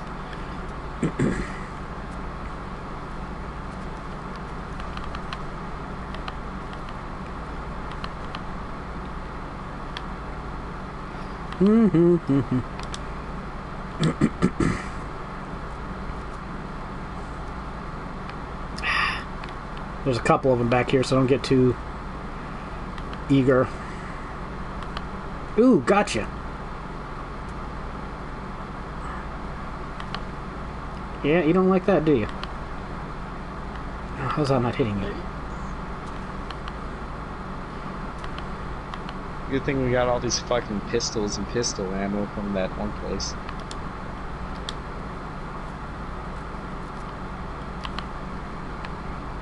Oh, there's a whole ton of them down here. Damn. Make sure to grab their guns. They're probably higher level than what we're used to. Well, that's a flare gun. Well, there was some news why. I'll let everyone else do the rest. Dungreed for PlayStation 4 and Switch launches October 27th in the West. In Dungreed, the player assumes the role of an adventurer who must explore a continuously evolving dungeon to prevent the entire town from being destroyed. The game features procedurally generated levels with a variety of environments such as prisons, jungles, and lava zones. Players can advance through the living dungeon by defeating enemies with powerful magic items and an arsenal of weapons ranging from rusty swords to cutting-edge sniper rifles. To prepare for the journey ahead, adventurers can train to become stronger and better equipped prior to exploring deeper and encountering the sinister denizens that lurk in the unpredictable dungeon. Oh, now they're sending zombies at us? Yeah. You can't switch. You pick one or the other, damn it. Those zombies were fighting them too. Oh, okay. Yeah, they were. I still don't like it. Splat! That doesn't get old. I really want that Hades game to get ported to the PlayStation 4, by the way. One of the people on the podcast was playing it yesterday. The guy who runs the site, actually. It looked really fun. We're supposed to, like, grab these boxes, weapon box. Oh yeah, I guess we are. Well, hopefully...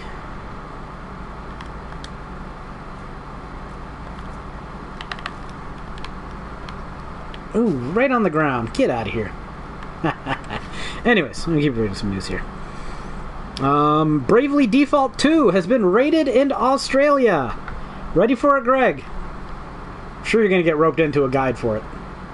I wish they just call it Octopath Traveler 2. But it's a different game. I know. They worked on the wrong IP. Okay, I see what you're saying now.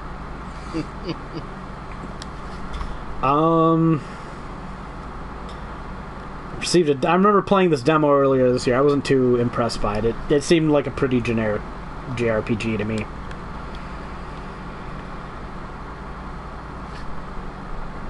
Where are we supposed to be taking those weapons?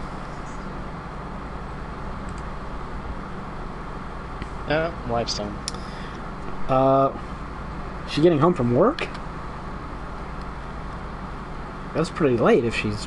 Oh, whatever. The Game Awards 2020 is set for December the 10th. Of course, we will have our own Game of the Year picks here on this podcast, and everyone knows that the 3G show is far more prestigious than the Game Awards. Oh, no, no, no. I stole one of your boxes. You better wait. Oh, man. Put back. Oh, I accidentally put it back and took it again. Okay. Seriously, game. Okay, game. Game. Chill out. Chill out. Okay, I'm in. Are you in? Fallen Legion Revenants launches February 16th in North America, February 19th in Europe.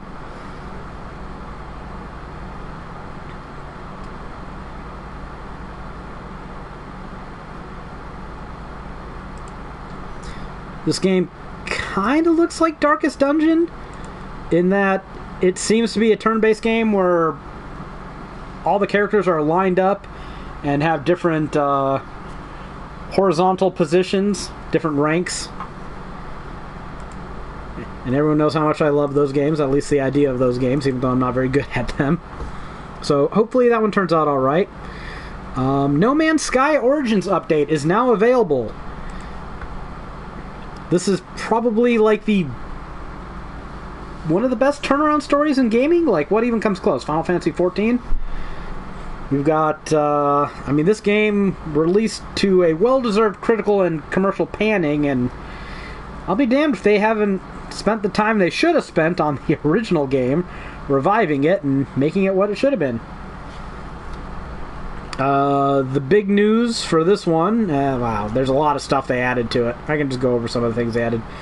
New planets, dramatic landscapes, user interface refresh, richer diversity, alien fauna, cloud and weather variety, marshes, increased color variety, improved teleporters, photo mode, colossal archive buildings, historical stories, infestations, new lighting conditions, anomalous buildings, volcanoes, firestorms, storm gameplay effects, new items and crafting, enhanced terrain detail, enhanced planet quality settings, exploration guide, portal interference lifted, meteors, gravitational anomalies, tornadoes, lightning, planetary NPC encounters, discovery menu improvements, multi-tool upgrades, insect life, wild robots, improved creature behaviors, and, most important of all, sandworms.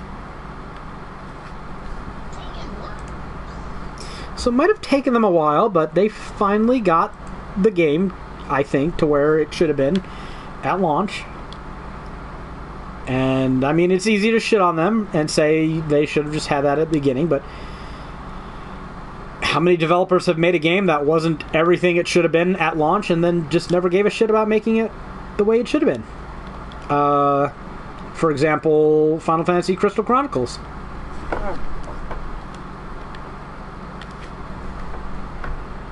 Maneater is coming to PlayStation 5 and Xbox Final Series Fantasy at launch. Crystal Chronicles and summoned me, I assume. Oh. No, I don't know why you think I was referring to you in any way, shape, or form. Yeah, right. We were talking about... I still haven't put my review in for that game. No. We were talking about developers who... Now that I've played the... Now that I've played all the bonus dungeons and seen exactly how lazy they are, it's even worse. You know what? You know what's even worse? They fucked up the lilty weapons. The little short onion-looking guy, he's supposed to be the dwarf of the game, right? He's supposed to be the strongest melee attacker.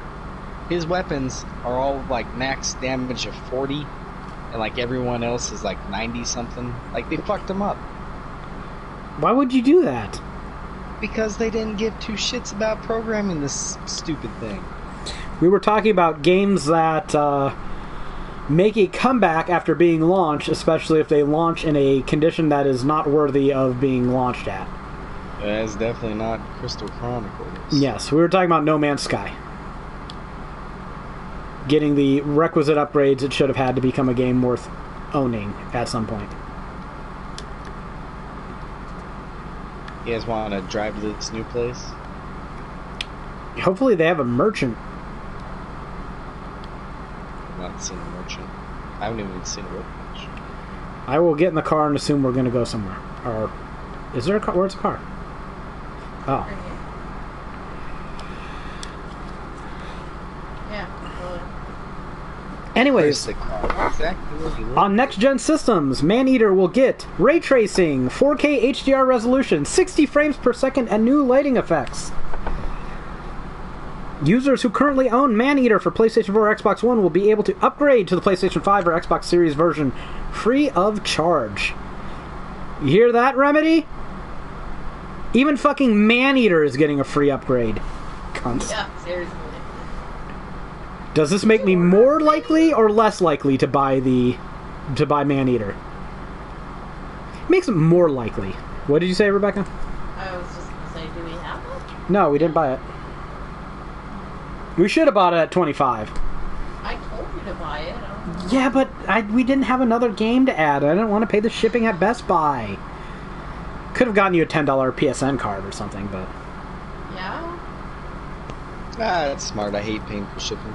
I hate it so much. I will go to great lengths to avoid paying shipping. I will buy shit I don't even particularly want if it can avoid shipping.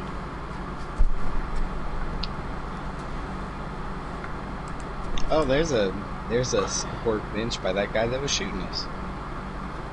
You know, there was an upgrade bench in the place where we turned in West, right? Oh. Former Blizzard Entertainment CEO establishes game publisher Dreamhaven, internal studios Moonshot Games, and Secret Door. Mike Morhaime, the co-founder and former CEO of Blizzard Entertainment, and a host of industry veterans have announced the establishment of Irvine, California-based game publisher Dreamhaven and internal development studios Moonshot Games and Secret Door. As far as I know, they haven't really announced much. They're just trying to throw the weight of their pedigree behind them, and if there's one thing I try to be consistent about, it's me not giving a shit about old industry veterans promising great new things based off of their past records.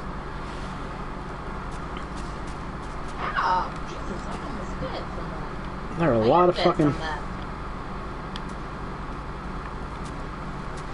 They killed me! Bunch of bitches.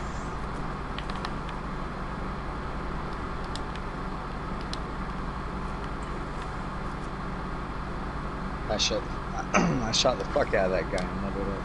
There's a rifle on the ground if someone wants it.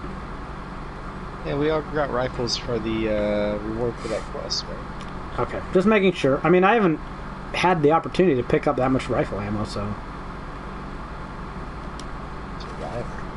I'm talking to him. See what he has to say. Kirby Fighters 2 is now available for the Switch for $20. I don't know what that is. I don't know either, and I'm not sure how much I even really care. Gives us money. It's a Kirby game. Does anyone really care about Kirby games? Yeah. I mean, here's a game that could have been a guide that probably won't be now. Record of Lotus War Deedlit and Wonder Labyrinth. Early Access Stages 3 and 4 update launches in November.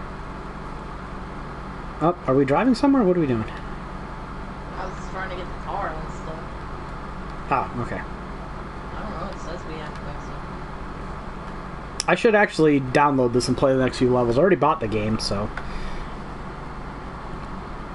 If you like Touhou Luna Nights, Greg, this game plays like a far more RPG competent expanded version of that. Nice. So, all in all, pretty good. Run and gun shooter Mighty Goose announced for PlayStation 4, Xbox One, Switch, and PC. Traveling the galaxy hunting down evil. This is the life of Mighty Goose, one of the galaxy's most credited bounty hunters. At the core, Mighty Goose is a tight, side-scrolling run-and-gun shooter that will test your skill, timing, and reflexes. Well, shit, we don't have any of those. Building upon that solid arcade base, the game adds a ton of crazy weapons, war machines, upgrades, and secrets. Assume the role of Mighty Goose and bring the fight to the Void King. The galaxy-conquering monarch commands a vast army of minions and mechanized monsters. Dealing with these baddies means traveling to distant worlds and facing all kinds of dangers, but not to worry. This is no problem for the legendary Mighty Goose. Mighty Goose. This truck seems like it should be able to fit through. Former... Open up the rest of them. This is a news story that actually makes me happy for a change. Former Lab Zero game staff established employee-owned studio Future Club. Yeah. A veteran of 15 former... Or a veteran team of... Oh, I don't want to have to shoot more guys. So I'll just duck and let everyone else do it. While I read the news. Well, that was what I was gonna do. Don't worry, Greg's got this. Good job, We're Greg. all so fucking lazy. A veteran team of 15 former Lab Zero Games artists, programmers, and designers have established Future Club, a cooperatively structured independent game studio founded with the goal of, quote, creating games with handcrafted art and traditional 2D animation, engaging and responsive gameplay, and unique and memorable worlds. We wanted to start fresh with a company structure that was worker-owned and gave everyone a say in the future of our organization. I can't even see that guy. It looks like someone's shooting him up, so good on them. It said CEO and producer Francesca Esquinazzi in a press release. Future Club is an employee-owned cooperative game development studio established with the belief that strong teams are greater than the sum of their parts. We value open, honest communication with peers, partners, and players, and take pride in our strength as a team. I'm very excited to continue leading and working with such an incredibly talented and passionate team of game developers. And you know what? I wish them all the best.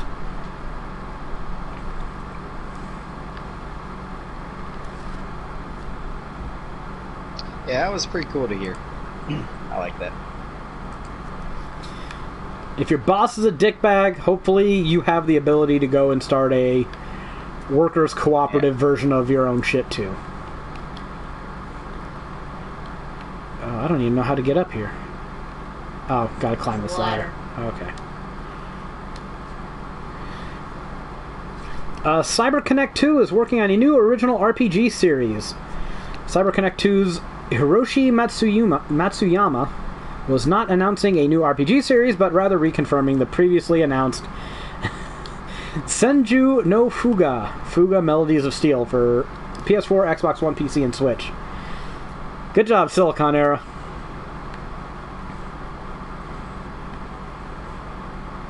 I thought they were reporting a new RPG series. They were not.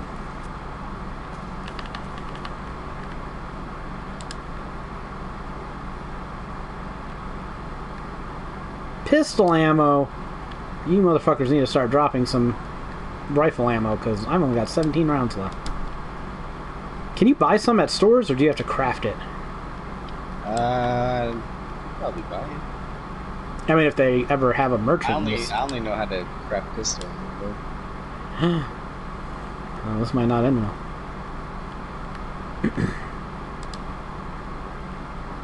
I might have to just do suicide runs at enemies with guns. I got the humanitarian trophy. I'm still like 20 kills away from it.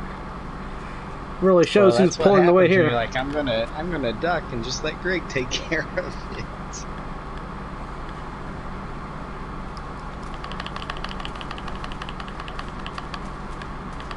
Ah, I got killed. I didn't even kill that one guy? Bullshit.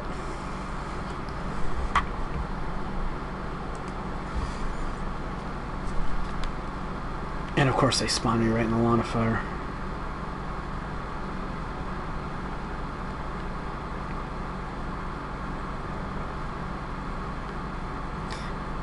They're stingy as hell with their Hey, weapons. there's a fact in here where I'm at in the house.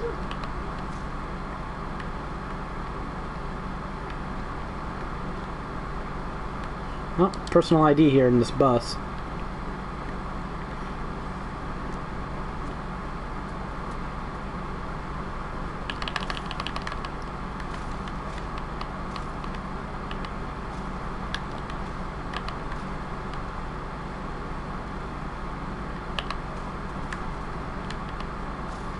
Oh.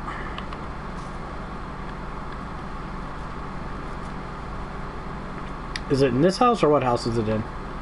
The next one up the hill. Can't wait until we get enough of these that I don't have to look for them anymore. Yeah, there's a fact. Okay, good on.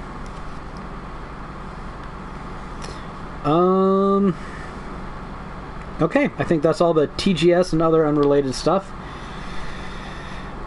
Atelier Ryza 2, Lost Legends and the Secret Fairy is adding a PlayStation 5 version and got a gameplay trailer at TGS. Unfortunately, they made the mistake of showing this game trailer off in different versions and revealing, guess what? The game is censored in North America. And even Rebecca disagrees with this particular censorship. I've got an image for you, Greg. Okay, I just got stuck on an invisible wall, I guess.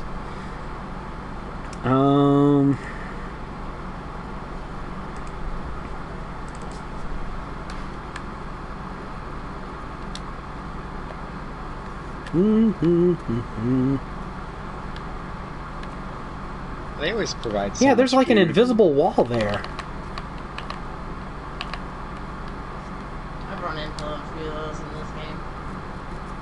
I was thinking it was just me sucking and I was accidentally like running into something else. Oh, there's my rifle ammo back. Okay, good. Let me find this image. I can share it with Greg and get Greg's verdict on this. I mean, it's probably going to be dumb. Define dumb. Unnecessary. I mean, I think the censorship is definitely unnecessary in this case, but here. I'll share this with Greg. The image on the left is the North American version. The image on the right is the European version.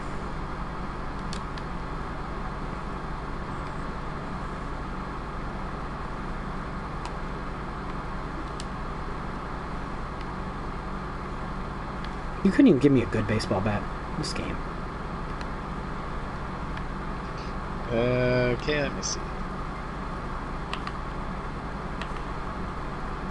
There's a workbench here if you need it.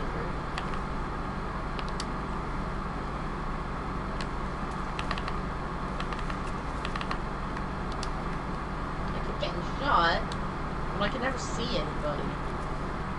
The lighting is so lame.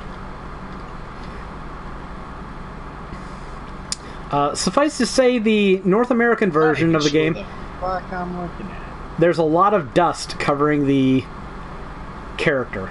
See all that fucking dust that even covers the user interface? Dude, that doesn't even look real. There's no way a developer... Go look on YouTube. That was pulled from the YouTube trailer from TGS. So if it's not real, I don't know why they're showing it, but... That's a screenshot I made based on the 2 TGS trailers they have up. I mean, you can look, the time is basically the same each one. It's not frame perfect, but it's awfully close. Oh, I didn't know you made that. Yeah, I made that. Because I was wondering what people... grabbed a screenshot. Well, people were complaining about it, and I wanted to know what they were complaining about, so I followed a link to the video, and then people were putting timestamps. And then they said it was censored as compared to the European version, so I looked at the European version, and I decided to make a direct comparison of the two. And, I mean, that sure as fuck looks censored to me. But they just added a whole bunch of dust to obscure everything. And the stupid thing is, like... What's that girl on the right wearing? Is that supposed to be a dress? I don't know. It's Atelier Ryza. There's no telling. But... It doesn't... Is that her skin? I don't know. I don't know what to think. I mean, point is, none of these characters are underage, and they're not really showing off anything you can't see in a lot of other games anyways. Like, they're showing off ass cheek. And leg. I'm pretty sure, like, Mortal Kombat is probably worse. Soul Calibur? Dragon's Dogma? All of the above. Yeah, so... I mean, I guess the moral of the story is... And it's weird because it's not just a PlayStation thing, it's specifically America. Like, it's not being censored in Europe. So what's it funny must is be a that regional thing. A lot of these studios in particular, like Gust and Bandai Namco and so on and so forth, they absolutely thrive on trying to show off anime TNA. Yeah. Absolutely thrive off of it. They look. Have you seen like Fairy Tale's DLC? No, but I mean it's Fairy Tale. The whole point of the Alex series has is fan shown me. service. You can imagine. Like they try to sell this shit off in DLC packs, and then they do this. I don't get it. I mean, okay. I mean, I guess I don't really fucking care, but whatever. I'm perfectly fine with TNA anime games. If you want to buy that, great. Buying a bathing suit DLC for a significant chunk of what the actual game cost you, that's where I'm just like, come on. Yeah, that's what they do. And I'm not even like shaming anybody for that in terms of content, but it's you should have. The internet has free porn. You should have better. And Free. I actually don't dislike the first Atelier Ryza game. Free Like porn. the people that were throwing a tantrum about it on It's one free, side or right? another. Yes, porn is free. The people that are throwing a fit about it. It's a fucking cute little game about fucking collecting fucking plants and shit and making various alchemical concoctions with it. This is not a hill to die on in this culture war. Like, it's just a fucking cute little anime crafting game. Yeah. So, I don't know. Picking up weapons and I don't need to. I'm just getting exhausted by this You whole can fight, always sell and 'em. I just wish Sony would cut it the fuck out and let us decide what games we were adult enough to handle. Because this shit's bugged me ever since the first Witcher game, when it was censored in America, but not in Europe, and I was like, how am I fucking less capable of deciding what I can fucking watch than Europe? Just, it angers me. It's infantilization that bugs me. Europe has topless news, so Oh, yeah, it's true. America, our news is only violent. Yeah. So, I don't know. I thought that censorship was kind of egregious. Like, in some of those games, like Omega Labyrinth, when they censor that, I'm like, you know, I'm not gonna die defending Omega Labyrinth. The game where you can molest characters that look patently underage, and I don't care if they're like some fucking immortal fucking witch thing, and I just look 11, but I'm actually 1,000. Fuck off. Yeah. Yeah. I don't. No, that's but stupid. then on this game we need dust. On this game, yeah, this game doesn't make any sense. So I don't She has know. a butt. You can't have You butts. might look at her butt. That's how you fire a machine gun, by the way. You just wildly swing it left or right. Oh, of course. Have you fired a machine gun before, Greg? Yes. Okay. I'm just making sure. It's not guaranteed. I don't know if they got you off your exercise bike in the Air Force to actually do something soldiery. And when I did it left or no. Did you just go Rambo? Yeah, I'm pretty sure they would have kicked me out. Those things are fucking loud, have a lot of fucking recoil, and are goddamn terrifying. I would fucking, after he got done with the gun, punch the guy who fucking was doing shit like that. That shit would scare the bejesus out of me if someone was doing that anywhere near me. Hey, grenades. Grenades! I gotta throw a grenade too, that was fun.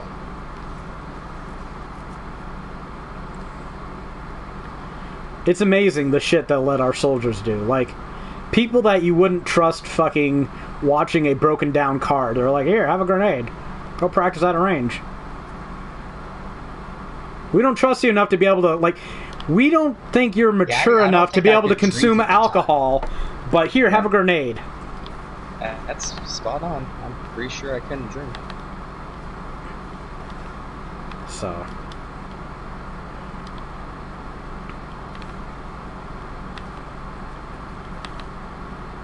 I desperately need some rifle ammo. Yeah, I do too. I have one bullet. I have 11. Ow. Okay, there's just a bunch of guys up there. He's dead. There's another one. Well, someone else might as well shoot him because they're just waiting on me, so. I need ammo. Throw a grenade up there. Okay, I got him.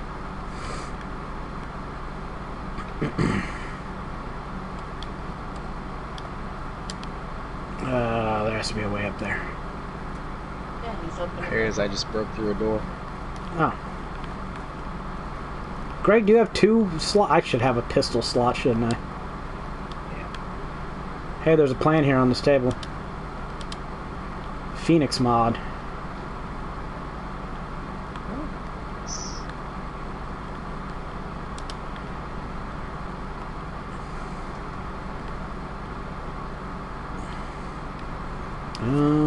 Ow, ow, ow. There's guys. Yeah, one of them's the boss. Oh, it's probably the guy I just ran right past. I killed him. Oh. Well, you're lucky you killed him, because I was going to fucking get him if you didn't. Yeah. Oh, his He had my back. punk subordinate got me. Yay, thank you, Ari.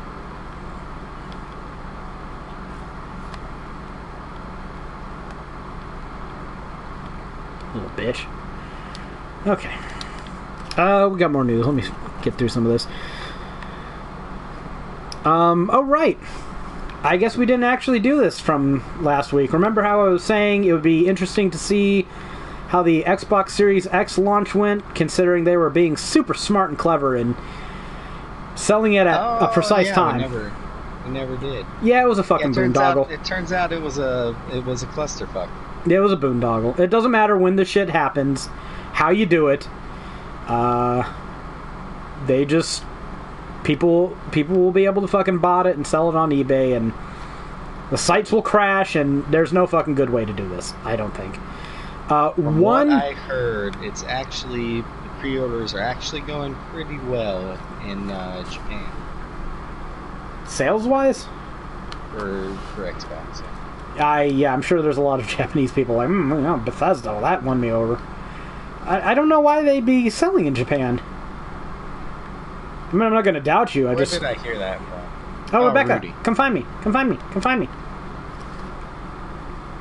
There's a locked box. There was a company Where are you at? called Bounce Alerts that was renting out a bot that allowed people to buy a bunch of the RTX 3080s. And, would anyone be surprised if I told them that the CEO of Bounce Alerts is a fucking dickbag? Like, channeling that Martin Shkreli energy? No. It's amazing, but... Use metal baseball bat. I better drop something so I can pick that up, because that's actually not... There's a boat we're supposed to ride. Goes back to the village. I'm gonna go to it. Okay, I'll just wait for you to teleport us there. He said, our job at Bounce Alerts was to ensure customers were able to purchase the product for their needs. Sorry, that's the admin, not necessarily the CEO.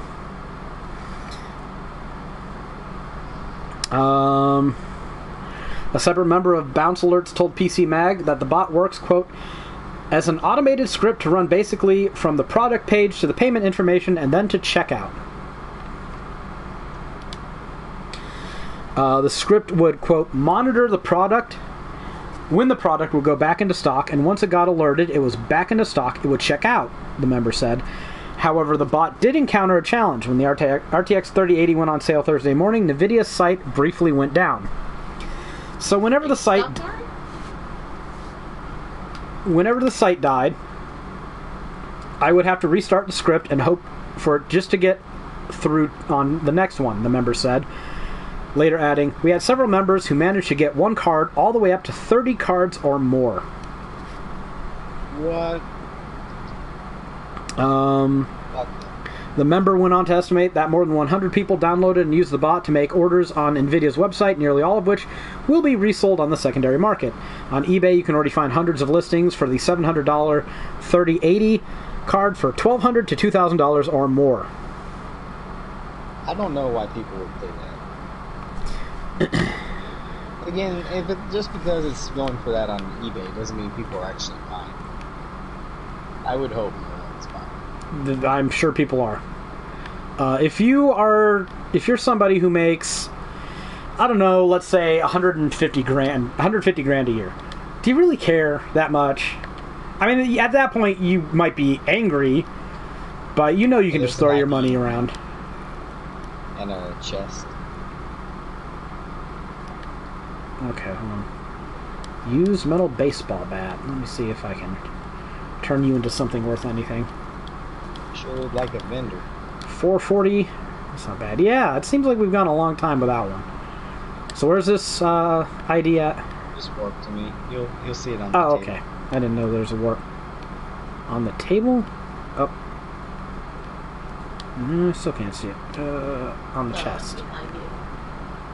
Over here. Oh, okay, that table. Gotcha. There's a locked chest here, woman. Your locked chest. I'll lock your chest. I'm already so. God, I hate that we can't clip through each other. It's so dumb. Oh, it's a green double blade, if that's anything. But the admin for Bounce Alert said consumers should blame the limited supplies on COVID-19 disrupting manufacturing in Asia. Quote, "When given the chance, I'm sure most people would purchase more than 10 plus units if they have the capital and look to make upwards of $25,000 on one day from the secondary market," the admin said, later adding, "We hope they're able to get on the next release." I hate fucking scalpers so much. Like NVIDIA, we're also a high-demand product, and we sell out, the admin for Bounce Alert added. "We have hundreds to thousands of users waiting for us to open the doors and invite more individuals to the group."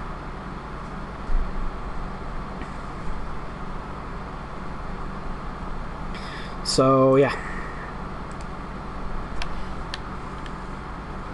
I mean, it's just a cunt thing to do. You're a cunt. If you're a scalper, you're a cunt. And I know these are fucking toys and nobody needs them, but the principle's the fucking same. Somebody who would do this shit for a fucking RTX 3080 would do the same shit for fucking cans of beans if they could. Yep. So fuck that guy and everyone who looks like that guy. This is why eat the rich is a thing. It should be more of a thing. I'm amazed how complacent America is. Like how pacific they are in the face. We're not gonna get into that. There's some shit, but speaking of some shit, that does touch on politics. If it ever came down to it, I would stab that guy in the heart and take his beans. I mean, fair enough. Give me your beans, bitch. Give me your beans. My kids aren't starving, so you can scalp some fucking beans. It ain't happening. You're gonna die. And you asked for it. You specifically asked for it. You put me in a situation where, one, you told the entire world that I'm immoral and I am willing to fucking let people die for my enrichment. Okay, 2 people can play that game. Who's willing to go further? Because there's some people that view capitalism as some sort of crazy fucking religion where, like, well, that's just the market. Supply and demand. Well, motherfucker. At some point, the law of fucking natural selection takes place. Anyways. Remember that Michael Ansel, the Ubisoft employee who quit the gaming industry and started to go work on a wildlife preserve? Covered that last week? Mm-hmm. Okay. Rebecca, you remember that? Vaguely. Well... What do you mean, well? Well... Don't. What do you mean, well? When Michael Ansel, the creator of Rayman and Beyond Good and Evil, suddenly announced he was quitting Ubisoft after 30 years to work at an animal sanctuary, it was a big surprise. Ansel was the creative director of Beyond Good and Evil 2, a sequel nearly 8 years in the making that he seemed passionate about finishing. But today, French news outlet Libération published 2 reports in which multiple employees said Ansel created a toxic work environment and mismanaged the project. In the wake of that report, Ubisoft and Ansel confirmed he was under investigation before resigning, but Ansel has since denied the allegations on Instagram. Both Liberation's initial report and a follow-up interview with Ansel are in French, but users on Reset Era have translated both articles. The initial report describes development nightmare perpetuated by Ansel, who would allegedly force development teams to abandon months of work on a whim. Ubisoft employees say that Ansel would frequently change the creative vision for Beyond Good and Evil 2, even inventing new features while talking to the press that were never communicated to the development team beforehand. Burnout and depression so you're were... telling me he isn't just a pure-hearted I'll read this article from PC Gamer and let you decide. Burnout and depression were allegedly common, and Ansel was supposedly so volatile that Ubisoft had to separate him from development staff by layers of middle management. If you're doing that, like the people who are... I'm going to hypothesize, because I don't work in a corporate environment. There's no separation between the working plebs and gamer guides and everyone else, right? If you are having to separate somebody from the lower workforce by using middle management, wouldn't the person be doing the separating upper management? Which means they know what's going on and it's credible enough that... Yeah, so... Yeah, but making people accountable is hard. So why is Gulma still in a position of power? Because making people accountable is hard. You gotta confront them and talk. Maybe I just don't realize how rich and white some of these people are, because... I mean, you can only punish somebody so much. Anyways. No. Oh, I didn't know you were... Yeah, that truck has a personal ID on the seat. Wow, I'll be damned. He's able to explain to you that you're a genius, that your idea is great, and then disassemble you in meetings by saying you're a piece of shit, that your work is worthless, and that you're... And then not talk to you for a month, one employee told Liberation, as translated by Orboulion on Reset Era. He's someone who has a creative process that is based on erosion of his vision, and erosion of the people around him. Ubisoft did not reveal that Ansel was under investigation when he announced his departure on September 18th. That detail only became public knowledge when Ansel confirmed it in a follow-up interview with Liberation, saying he was just told personally by Ubisoft CEO Yves Guillemot that the investigation back in August, not long after the company was embroiled in a massive controversy, I'll say, following dozens of reports of sexual harassment and abusive behavior involving senior executives. Yeah, there you go. There's no way you're having this much shit happen with your fucking executives on all levels unless the fucking guy in charge knows about it and lets them get away with it. Like, this is not one asshole that was doing shit in a closet, right? No, there's no way his boss didn't know. Which means his boss needs to be fucking, like, the board of directors needs to throw this fucker out. Yeah. Because he's not going to do it to himself. Yeah. If you're hiring middle management to protect your lower employees from your hiring... You know. It doesn't get any more blatant than that, does it? And if you have, like, half a dozen people that are doing shit like, okay, this is the thing I always come back to. Having company meetings at strip clubs. Come on. Like... How are they hiding these expenses? How is nobody not fucking speaking up about this? Because they're all enjoying it. Well, presumably not all of them, but just ridiculous. You're cowed into a position where you can't say anything because your boss's boss is all for it. Yeah, your boss's boss doesn't fucking care. Boys will be boys. He will go out of his way to hire middle management so that the employees don't complain. So Ansel's post goes on to directly address a few key issues raised by Liberation's initial report. He claims that as director on Beyond Good and Evil 2... that's someone on my team. It wasn't his responsibility to manage a development team, but to, quote, bring vision, while producers and managers decide what to do and how. I now fully believe after reading that quote that he would just fucking talk about features and elements that were not part of the game. Yeah. He also denies that he frequently forced developers to start their work from scratch. In particular, the city that was the focus of on Beyond Good and Evil 2's initial reveal. The news from Liberation contains fake information revealed by a few people who want to destroy me and the projects, Ansel wrote. It's like always some conspiracy. I love when I behead these motherfuckers. Yeah, I like it too. So... Why I still use a machete.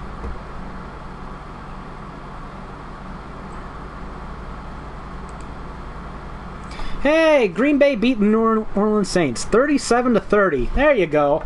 Green Bay offensively fucking dominating a really good team. That makes me happy. That makes me think Green Bay might actually be a good team this year.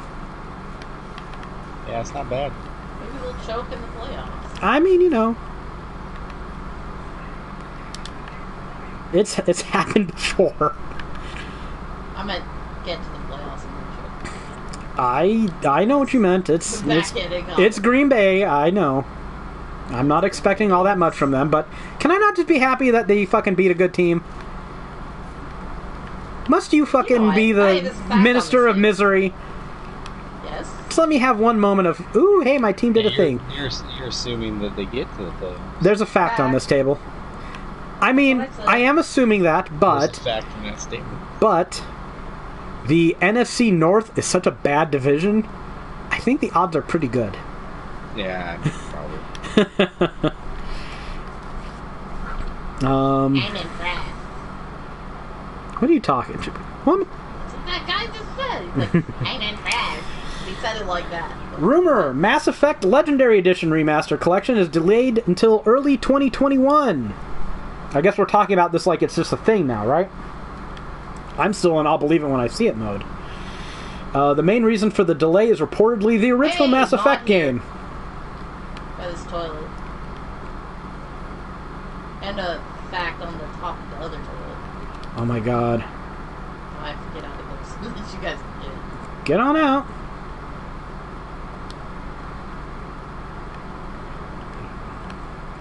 I really hate this no clipping shit. It is so terrible. What's on this toilet? A fact? Oh, wow, there's a lot of shit in that bathroom. Yeah, fact on the toilet and a mod in the other toilet. That's where they do their thing. According to this article from Gamatsu, Hey, it's a vendor. His name is Joel Dirt. I already put everything on that. A crippling metal baseball bat? Yes! Ooh, I don't know if I want to buy rifle ammo. That shit's expensive.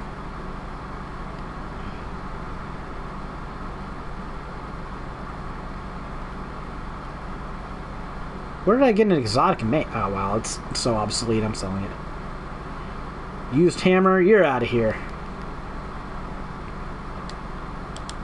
I should keep hold of that defective. I don't have enough money.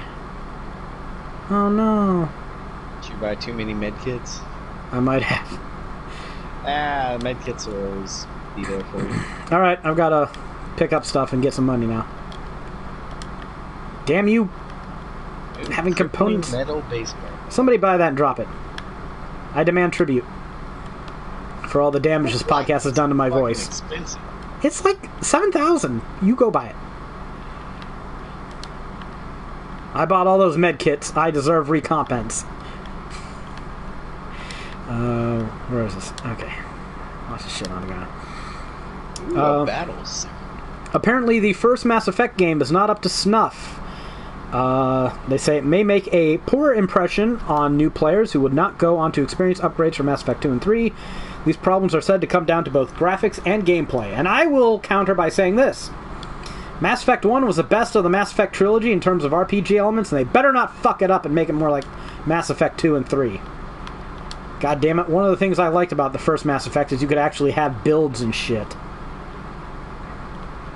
Yeah, I remember I mean, Mass Effect 2 and 3 had better gunplay. Recording over here. But I don't know how you update the gameplay on Mass Effect 3. Stay there. Stay there. I didn't go anywhere. Wait, who's... Don't say I never did anything for you. It's a recording on the table. Thank you, Greg. No, I can hit things better. I mean, kind of the point why you want a remake, I don't know, I'm conflicted by this. I'm conflicted by this because I'm pessimistic and I don't want them to fuck up the Mass Effect game I like the most by making it more like the games that I thought were bastardizations. On the other hand, there's part of me that's like, you buy a remake to play the game as it was, but with more pretties. On the other hand, do you really buy a remake and not expect them to change and improve shit? I don't know. If they can make the gameplay better without removing the RPG elements, fine. That's obviously best case scenario stuff, but mostly I just want this to exist because I really like Mass Effect and need more of it in my life. Unless it's Mass Effect Andromeda, then you go to fucking hell. Yeah. Actually, I don't hate Mass Effect Andromeda that much. Like, it was a bad Mass Effect game, but not a bad game overall. And yes, I know I've been asked this before, and I'll say it again. If you can find the game for like $5 and you're Mass Effect curious, yeah, give it a try. You probably Mass Effect curious. Mass Effect curious. You probably Did you say Churians? Did you say Churians? You've probably purchased worse games for more money, is what I'll say. Undoubtedly. I would agree with that. It's got good gameplay. Not great gameplay, good gameplay. It's got bad Mass Effect storylines, not a bad storyline overall. And anyone who's played Mass Effect Andromeda probably knows what I'm talking about. They did fix a lot of problems with the game in post-release patches. Not enough to save it, because a lot of the stuff is just endemic, but they did okay. Oh, where are we going now? We have to rescue Frank. He's trapped in the laboratory. Frank! Oh, fuck, we must be getting near the end of the game if we're talking about laboratories. You know it. I know how zombie stuff works. Frank. Greg, you just want to be done with this game, don't you? Ooh, there's a mod in here. So based on your expectations, compared to how the game plays in multiplayer, how bad is it, Greg? Oh, this? Yeah. It's not too bad. It's less terrible than you expected. I like Dying Light better. Well, I mean, But you yeah. bitch way less about this game. Well, because the grappling hook wasn't fucking sabotaging me all the time in this game. That fucking grappling hook was goddamn possessed. And it had one goal, to make me fall off ledges. To use it fairly well. I don't know if there's any skill involved in it, but my character would just not grab the ledge and be like, oh, okay, I'm just going to zip across and fall. It's like, why? Why are you doing that? I still don't know why that happened. But until it can be proved otherwise, I do not accept any I think it can be proved otherwise. I don't think so, but we have old videos if someone wants to say, hey, this is what you were doing, dipshit. I'm open to that. Okay, now for some comedy. GameStop investor reportedly plans to turn the retailer into an Amazon rival. This is from PlayStation Lifestyle. Oh, wow. A Bloomberg report... I mean, aim for the stars. Maybe they'll pay taxes unlike Amazon. That'd be nice. Speaking of taxes, Donald Trump paid $750 in taxes in 2016 and in 2017. Did you pay more than $750, Greg? In federal income tax? I paid more, but I got a refund. Okay. For the kids. Yeah. I don't know. I didn't read the whole thing. I'm waiting for someone smarter than me to break it down. Anyways. A Bloomberg report earlier this week claimed that GameStop's biggest individual investor, Ryan Cohen, has plans to turn the struggling retailer into an Amazon rival. Cohen, who possesses nearly 10% stake in GameStop, has been engaged in talks with the company's management and board members following Bloomberg's report. Somebody save me. Where are you? Oh my goodness, I'm dead. Oh. Ow! I was following the other two. You Hey, ran don't past- jump on heads when there's enemies nearby. It's the lesson.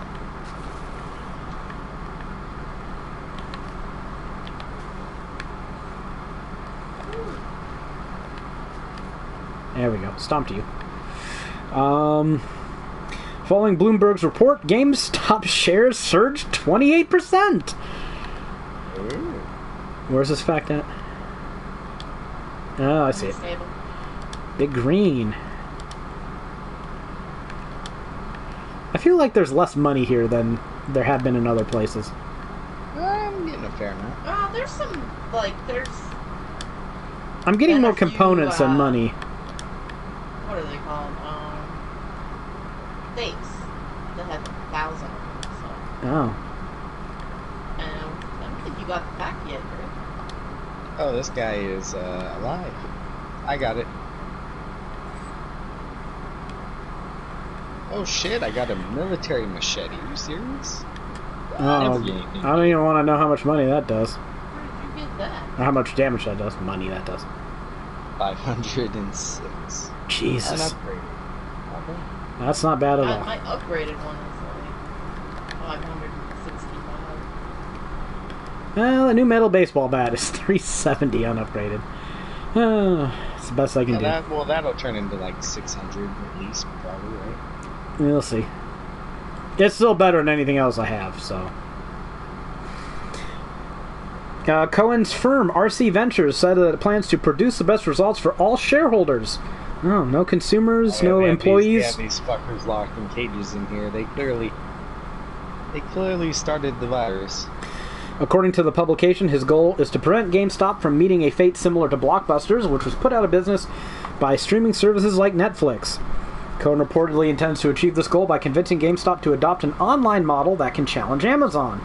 For example, customers would be allowed to conveniently trade in their games online and ship the discs rather than physically walk into a store. Sounds like a weird combination of GameFlyer. You can't even guarantee that you're going to get a proper case when you buy off of fucking GameStop. That's why I buy off of eBay now instead and of. Yet all their fucking when you go and look at their store online, all their fucking pictures are games with cases. Yeah. I mean, that's why I don't buy there anymore, right? I go to eBay because I will be able to see what I'm getting, and Yeah. I will get something I'm happy with far more frequently. I have had way more bad purchases on Amazon than I've had from eBay, and I've not been completely satisfied with my GameStop purchases. I mean, I suspected some of them might not have the cases. But that doesn't mean I'm happy when they ship them without the cases, you know? Just because I know it's a possibility doesn't mean I'm happy with the outcome. Meanwhile, off of eBay, I've never really had a bad experience because I tend to be pretty paranoid and make sure that I'm seeing an exact image of what I'm getting. Yeah. That Fallout 3 Collector's Edition. Ah, man, that makes me so happy still. Anyways. We don't know the... Now? I don't... I'm just wandering around because I don't know where we're going or what we're doing. We don't know the full extent of Cohen's plans, but analysts are already skeptical about GameStop's ability to become an Amazon competitor. Follow me. I just put a quest on. Okay. There are a lot of companies with much deeper pockets than GameStop that have had a very difficult time competing against Amazon. Some are barely competing with Amazon. Walmart, for example. Loop Capital analyst says Anthony Chukumba? That's a fucking name. Told Bloomberg, I have a hard time foreseeing how GameStop can morph into a credible competitor to Amazon. Cohen is the mastermind behind Chewy.com, a pet supply giant he later sold for $3 billion. Whether he can turn things around for GameStop or not remains to be seen. This is one of the things. This reminds me of something. I sometimes watch a channel on YouTube. They used to be called SB Nation. Now they're called Secret Base. Don't everybody follow me at once. Nobody knows where the Yeah, everybody loves SB Nation. Yeah, their videos are good. They did a series about the Clippers, the worst NBA coach in history. What's his name? Sterling something? Yeah, Donald Sterling something. Yeah. Been giant fucking racist. Like they haven't been in the playoffs. Yeah. They had 2 winning seasons or something since he bought the team in the 80s. I just want to let people... This is another example of why capitalism sucks and everyone with a brain should hate it. This guy bought the Clippers for $13.5 billion. He had 2 winning seasons over, 30 years? Hey, Rebecca, come find us. There's a locked chest here. And after he said some racist shit, he was forced to sell the team. Which is crazy that they managed to force him out like that. But for $2 billion. For $2 billion. Yeah, insane. Where's the lock chest? Over where I am. He fails and mismanages a company for decades. Hey, it's a dependable scythe. Probably not better than what you have, but it's a bladed weapon. And he still manages to turn that much of a profit over a team that's never won anything significant under his tenure. Are we done pretending there's a meritocracy? Can we please stop with this? Yeah, was there ever? No. And the reason why we can't have a meritocracy is because not everyone starts out at the same place.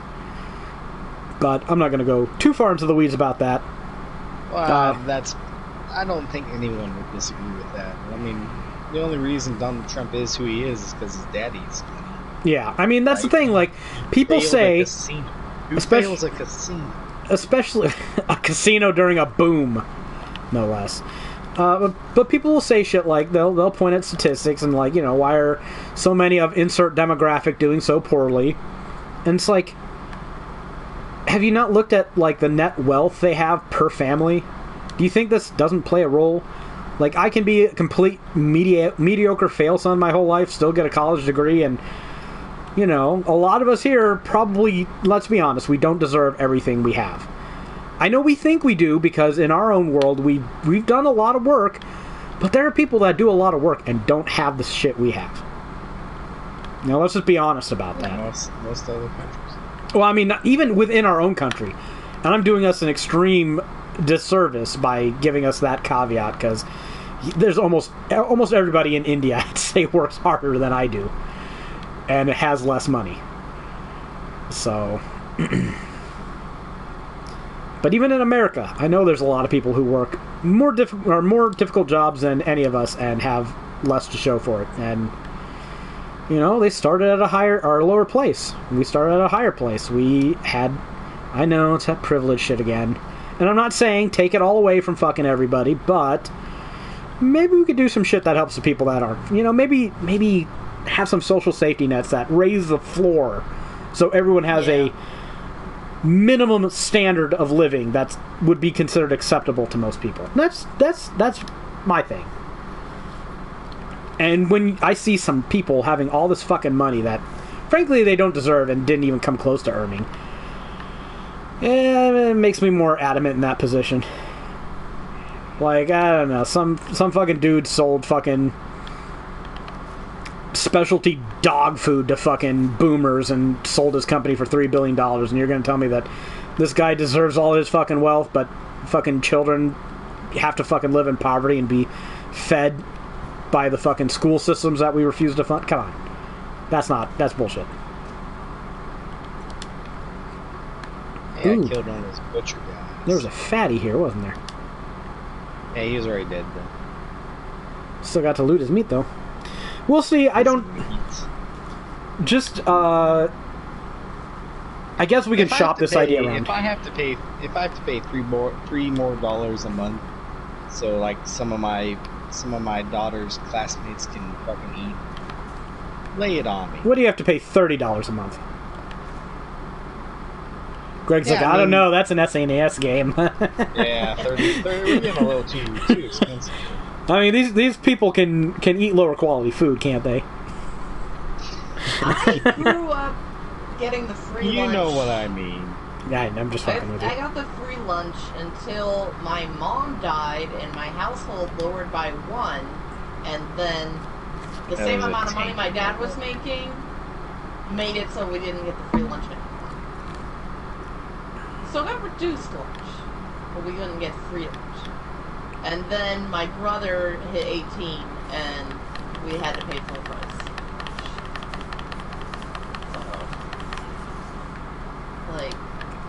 So, like, I would love to just kill those guys in succession forever. Because of all the experience. Yeah, I don't know Ari's backstory, but if I had to guess, I'd say Rebecca might have the most difficult upbringing of all of us. Like, she lived in Pennsylvania and had winters where she didn't have heat. Yeah, so, I spent pretty much a whole year in a house that was never above 50 degrees. And that, it actually could have been repaired. My dad does those repairs. He just wouldn't. To be fair, a good bit of your hardship is due to the fact that your dad's frankly a cunt. Yeah. Neglect and abuse is what I grew up with, so yeah, I'm one of those kids. Oh, there's a plan in here.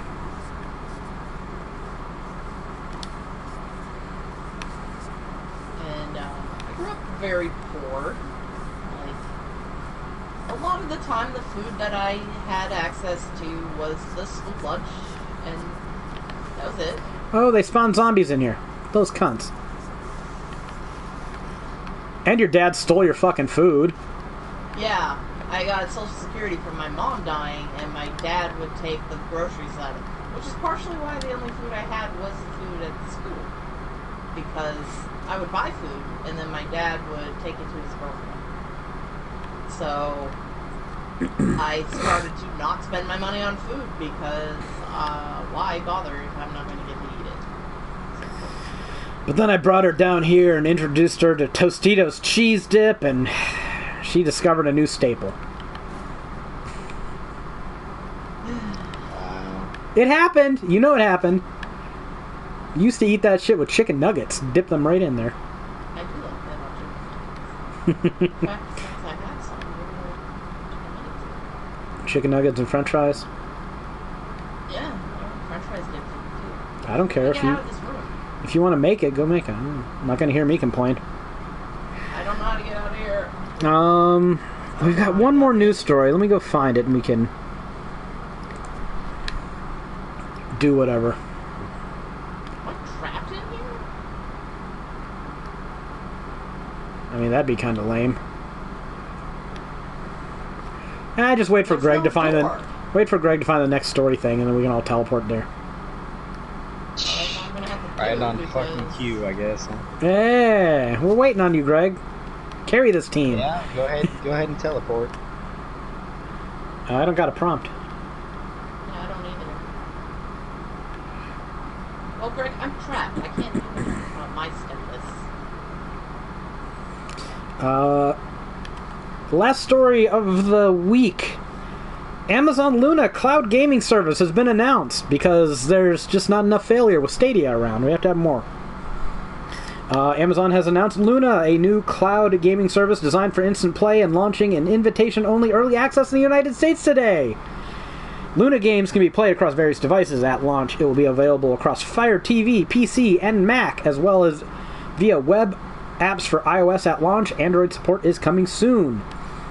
A Luna Plus subscription will cost $5.99 per month during the early access period and provide instant access to a growing library of games. Well, I guess when you just started it can't help but grow, can it? I got out. Oh, okay. Yeah, okay. Go ahead and teleport. I don't have a teleport prompt.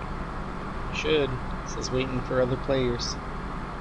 Yeah, I don't have a teleport prompt either. I can't remember which color Greg is. Oh, that's Rebecca. Well, he and Ari did together, so... I gotta find out how to reach you. Why is it not giving us a teleport prompt? Oh, there's stairs down here. These games at start include Resident Evil 7 Biohazard. God, man, Capcom has not met a streaming service they will not license their shit to. That is correct. You know what? I don't care as long as they keep making the games for consoles that actually matter. Come on, Nathan, you were right by me. How did you not get in? I know, but there's loot. Come on, guys. There's a mod on the thing over here. Wait, where? Huh? You guys trying to scam me out of a mod? Okay. It's on this yellow electrical box thing. Control and Panzer Dragoon Remake, adventure games like A Plague Tale Innocence, A Surge 2, platformers like Yooka-Laylee and The Impossible Lair, and Iconoclast. That was better than the first game. I mean, it might be. Platformers are outside my realm of concern. We would have to ask Jared. And other games like Grid, Abzu, and Brothers, A Tale of Two Sons. Subscribers can also play on 2 devices simultaneously and get resolutions of up to 4K at 60 frames per second for select titles. Amazon also announced a new gaming channel in partnership with Ubisoft, available directly through Luna. Users who subscribe to this channel, which is separate from a Luna Plus subscription, will receive access to Ubisoft titles in up to 4K resolution, mobile gameplay, and access to new titles like Assassin's Creed Valhalla, Far Cry 6, and Immortals Phoenix Rising, day and date with their release.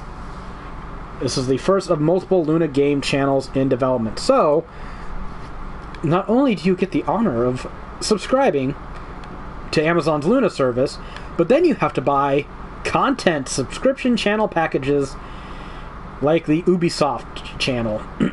So apparently they're going for a cable TV thing, where you can subscribe to the basic channel and get the basic games.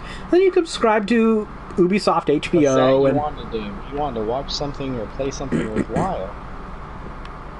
Yeah, friend, I got plans. God, isn't it like I just called this shit? I'm pretty sure I called this shit.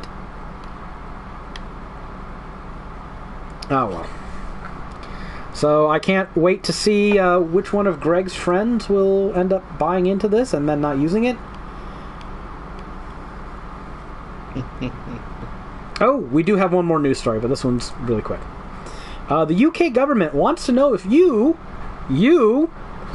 think loot boxes are gambling. Because, I mean, why should they be forced to fucking do their job and come up with a decision and research and... I mean, this isn't even fucking hard. Greg, are loot boxes gambling? Yep. Oh, that was fucking simple. Ari, are loot boxes gambling? Hey, since they're letting me decide. Rebecca.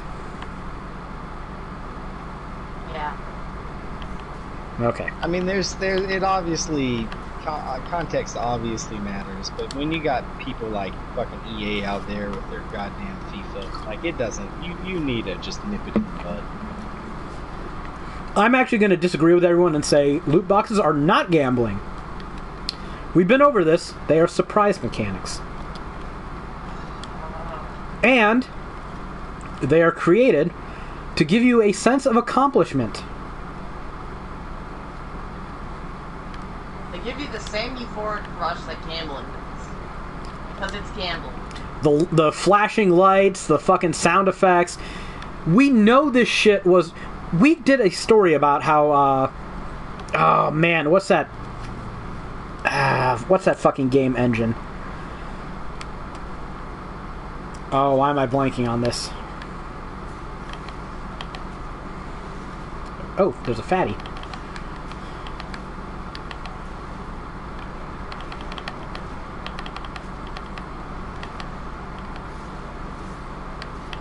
I was fucking his shit up.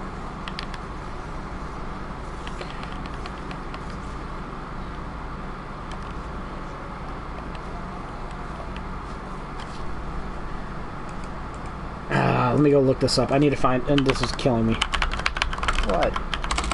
Loot boxes are clearly gambling in some instances, and they're just surprise cosmetics in others. Implementation is a thing.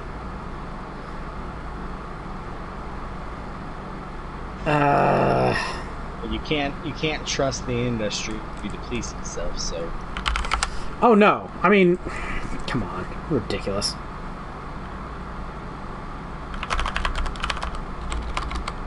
I mean, we're getting into the era Unity. of devious political problems. Yeah, I mean, don't... Like these companies are starting to be owned by Chinese fucking state-owned... Personal ID over here.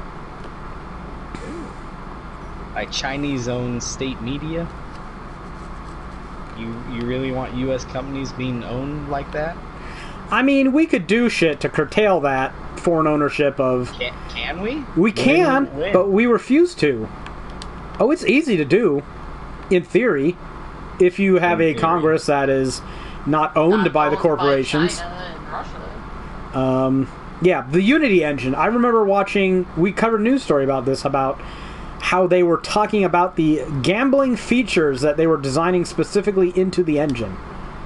It's gambling. It's gambling. They hired gambling experts to design gambling mechanics into their gambling fucking games to give people the same gambling euphoria. Yeah. Like, there's no debate about this.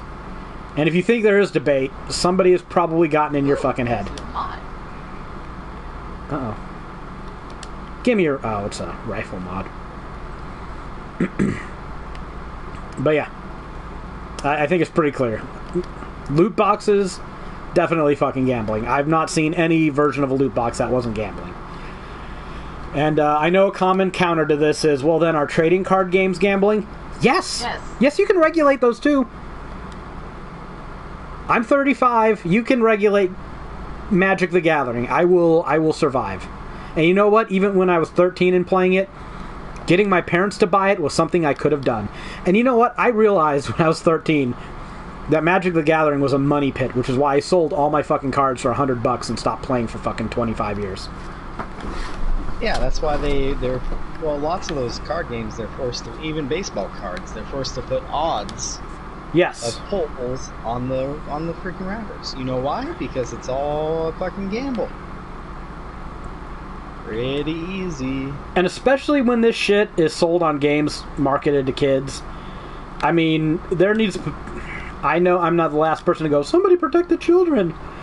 But when it comes between protecting dumb kids and enriching scumbag corporations, I'm going to side with the dumb kids. Just this once. Because I hate the corporations so much. Frankly amazed. I know, I hate kids too. But I hate corporations a little bit more.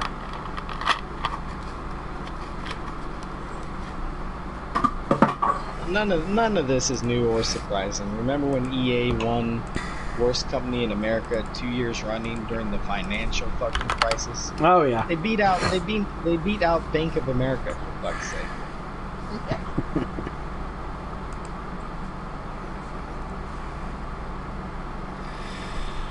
So yeah. Anyways, that's all the news we have for this week on the 3G show.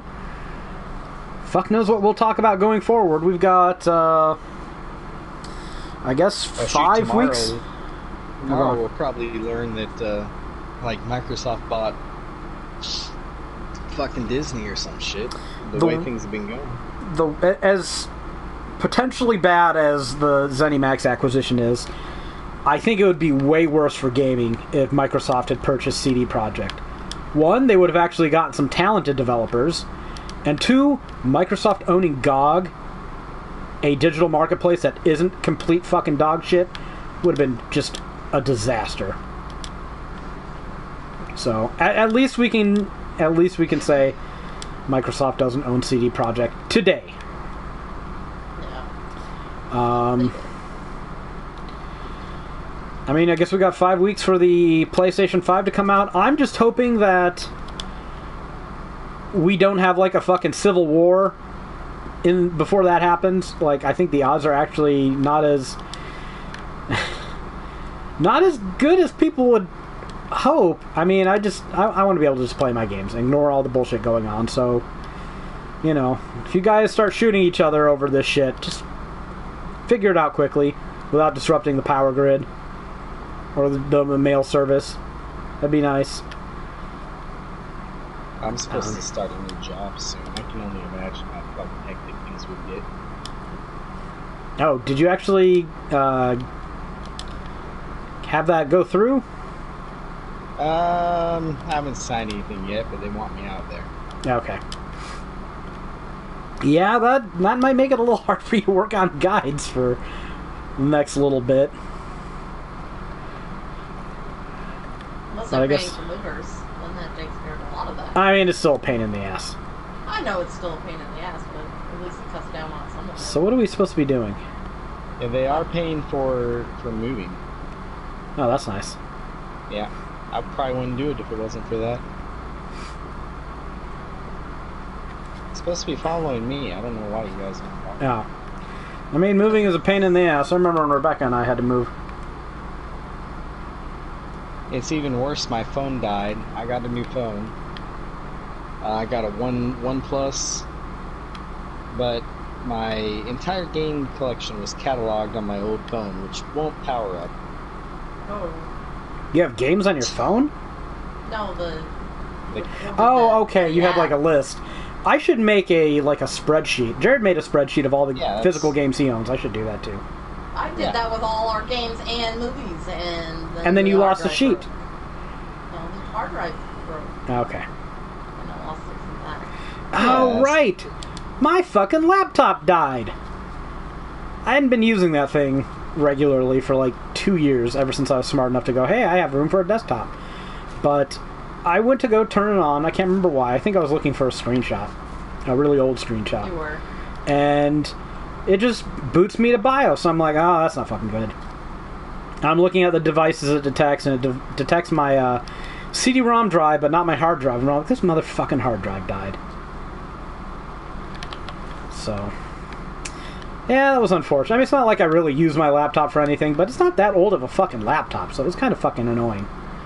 I could probably fix it by buying another 2.5 inch, and I don't like fucking tearing apart laptops because they're so fucking finicky. There's a tank over here. Everybody wants to get a hit on this guy. Ooh, there's a mod up here. Where did you go, Greg? I was right next to you. Yeah, come back. I'm coming. Tank. Don't kill him before I get there. Mod after. Yeah. Oh, there he is. I don't know why he's over there. He probably charged at somebody. Yeah, probably me. That wasn't made of him. Did he kill you, Greg? No. Oh, no, he just knocked you down. There's guys behind us. I'm protecting this one.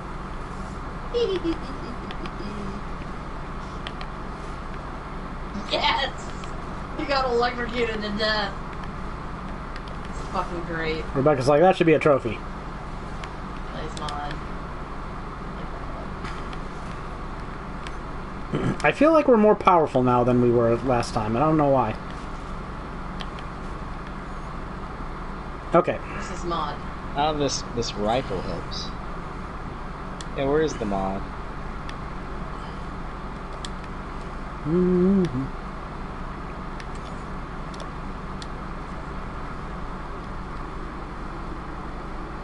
It's right on this roof.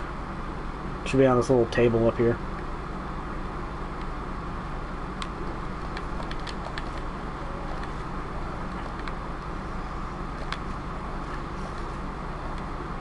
I don't know what kind of mod it is, but Oh, I didn't read it. it is a mod.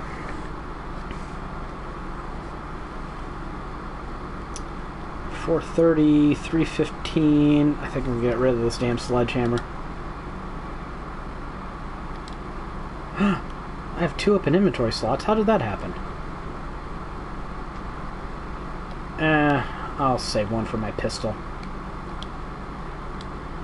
That's better.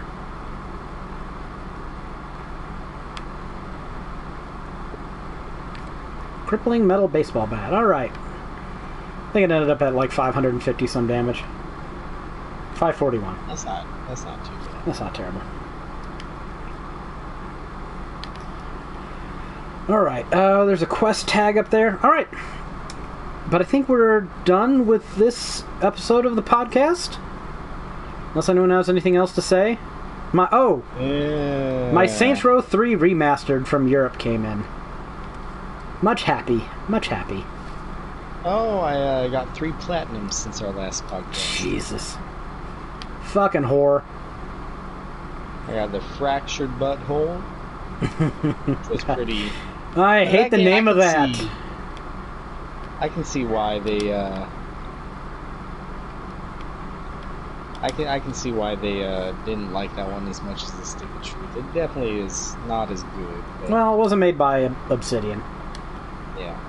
All things And considered. once you get to like level 4 or 5 and have most of the team available to choose from, and have looked at all the skills and picked your favorites, and you're pretty much, that's all the strategy you're ever going to do. Hey, Rebecca, there's a chest here. So you're at 390 or 297 right now. Platinum trophies. Yep, and I'm thinking Shenmue 1, 2, and 3 for 298, 299, 300. Godspeed. I have no clear trophy plans. I'm just meandering with games right now. Yeah. I'm gonna try not to play through too much Saints Row, but it's hard because I love those fucking games so much. So we'll see. The other 2 trophies I got were for the Inner World and the Inner World, The Last Wind, which are just, Visual novels. Point No, click adventure. No. point and click adventure. Did you get those as review copies? No, those are ones that have been sitting on my shelf for years. Oh.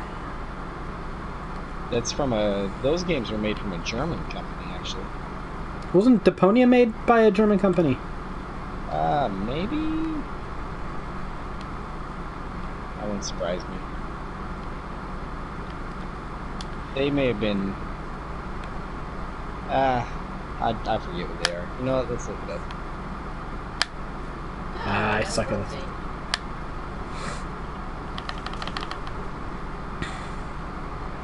I break open a door and this fucking zombie just whacks me. Yep, German.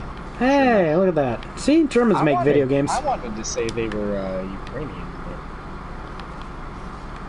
but... German, Ukrainian. What's the difference? Ukrainian. That's funnier if you know World War II history. Anyways. Or There's a thug over here. I'm gonna try and lure it outside. Get over here. Alright, what have you been playing this last week?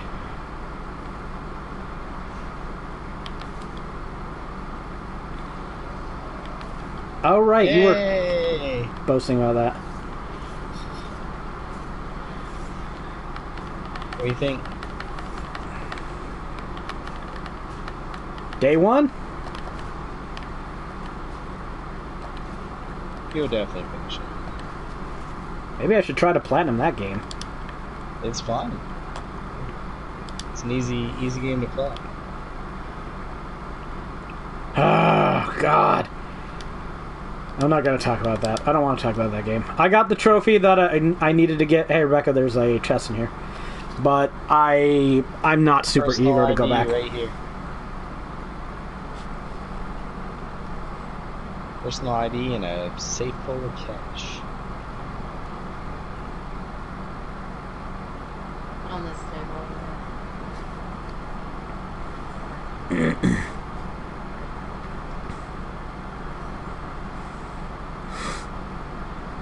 I gotta figure out how to get where Nathan was. Are you on the roof? No, I'm inside. Has anybody tried that My Darling's Embrace? I played like 3 minutes of it. I bought it, but I haven't really played it enough to say anything about it. I should play it some more. I should, really. Greg played it. He can tell you about it. Yeah, that's pretty good. Compared to the first Steins Gate, oh, there's a high-level Not as good as the weapon first in here. Steins Gate, but, you know. If the first Steins Gate was a 10, what would Steins Gate 0 be? You monitor where Nathan is. 8.5, I'd say. Oh, that's not bad. Because, I mean, Steins Gate is basically a 10. Can we agree that Steins Gate is a 10? Yeah, I give it a 10. Like, as far as visual novels go, I don't know what the fuck more you want. It could have better pacing, but I think the outcome justifies the pacing in that game. I don't know, multiple endings with waifus? Ah, that doesn't hurt either.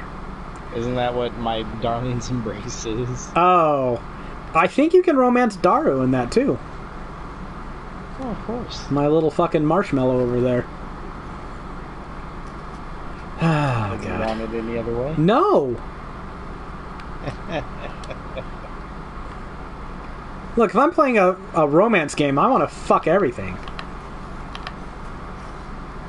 Unless it's underage or an animal, then I don't need to. Oh, but she's a dragon. Well, if it's an underage animal. No. An underage animal. No, Rebecca. No. Having played South Park recently, the woodland critters, right? No. Oh, God. Don't worry about it, guys. Is there anything worse? I'm probably not going to get back to that game anytime soon, I don't think. I bought it fairly new. I played it at launch. It's good. I remember making my black character because you have to play the game on like mastermind difficulty, but there's also a trophy for beating the game as a black character. Yeah, which is hard. Yeah, they're leaning into the privilege shit. I like it. That's hilarious. So, but you get a special artifact from Morgan Freeman if you pick a black character. Do you? Yeah, he gives you a comb you can put in your hair. Oh, God. Pick. Wasn't Obama the boss of the first one? Of the Stick of Truth? Yeah. Oh shoot, I can't remember. I remember seeing some fucked up images, but whatever. I want to say no because that doesn't sound right at all. I might be just making shit up. But in the Fractured Butthole, anybody can be like. Do we care about spoilers? If you care about spoilers for this game, don't listen. Turn your sound off. Unplug. I'm fine. I don't care. Go Whatever. for it. Like Jared is one of the bosses. Jared from Subway. Subway. Yeah. Well, I mean, if you're a kid, that is an enemy worth fighting. Yeah, and they play it up. Oh boy, do they play it up. Father Mackey accidentally locks you in a room with two Catholic priests. Oh no. Oh, God. That's feel Jesus' love on you, my child. I mean, that's a little low-hanging fruit, but fuck the Catholic Church. Yeah. By the way, it's totally cool we're about to get a Supreme Court justice who's like, Catholic Church is not fucking evil enough for me. I have to go more hardcore. Yeah.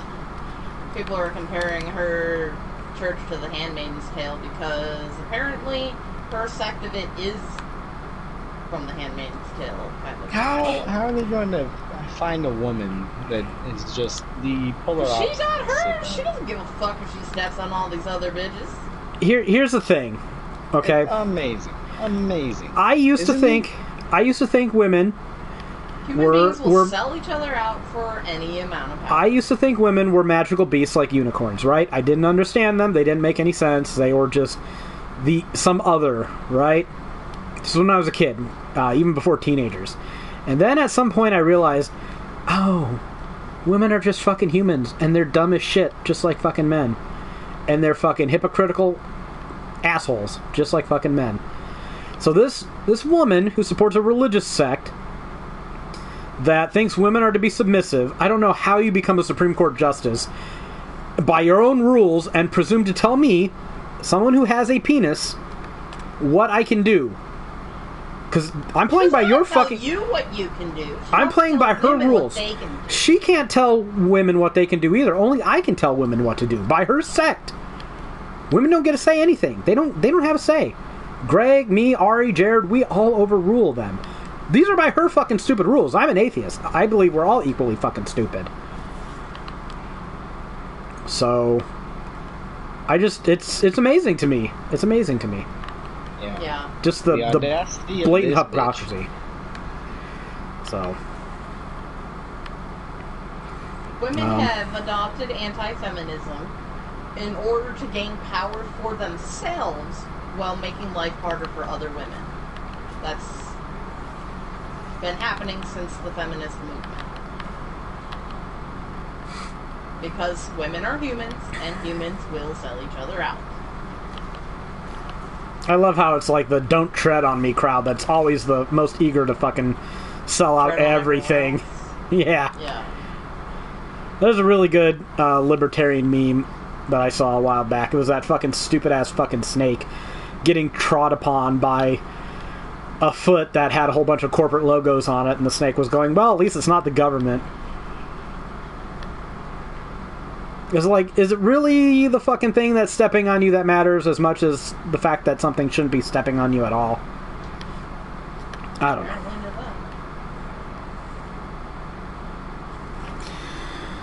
Anyways, Rebecca, what have you been playing?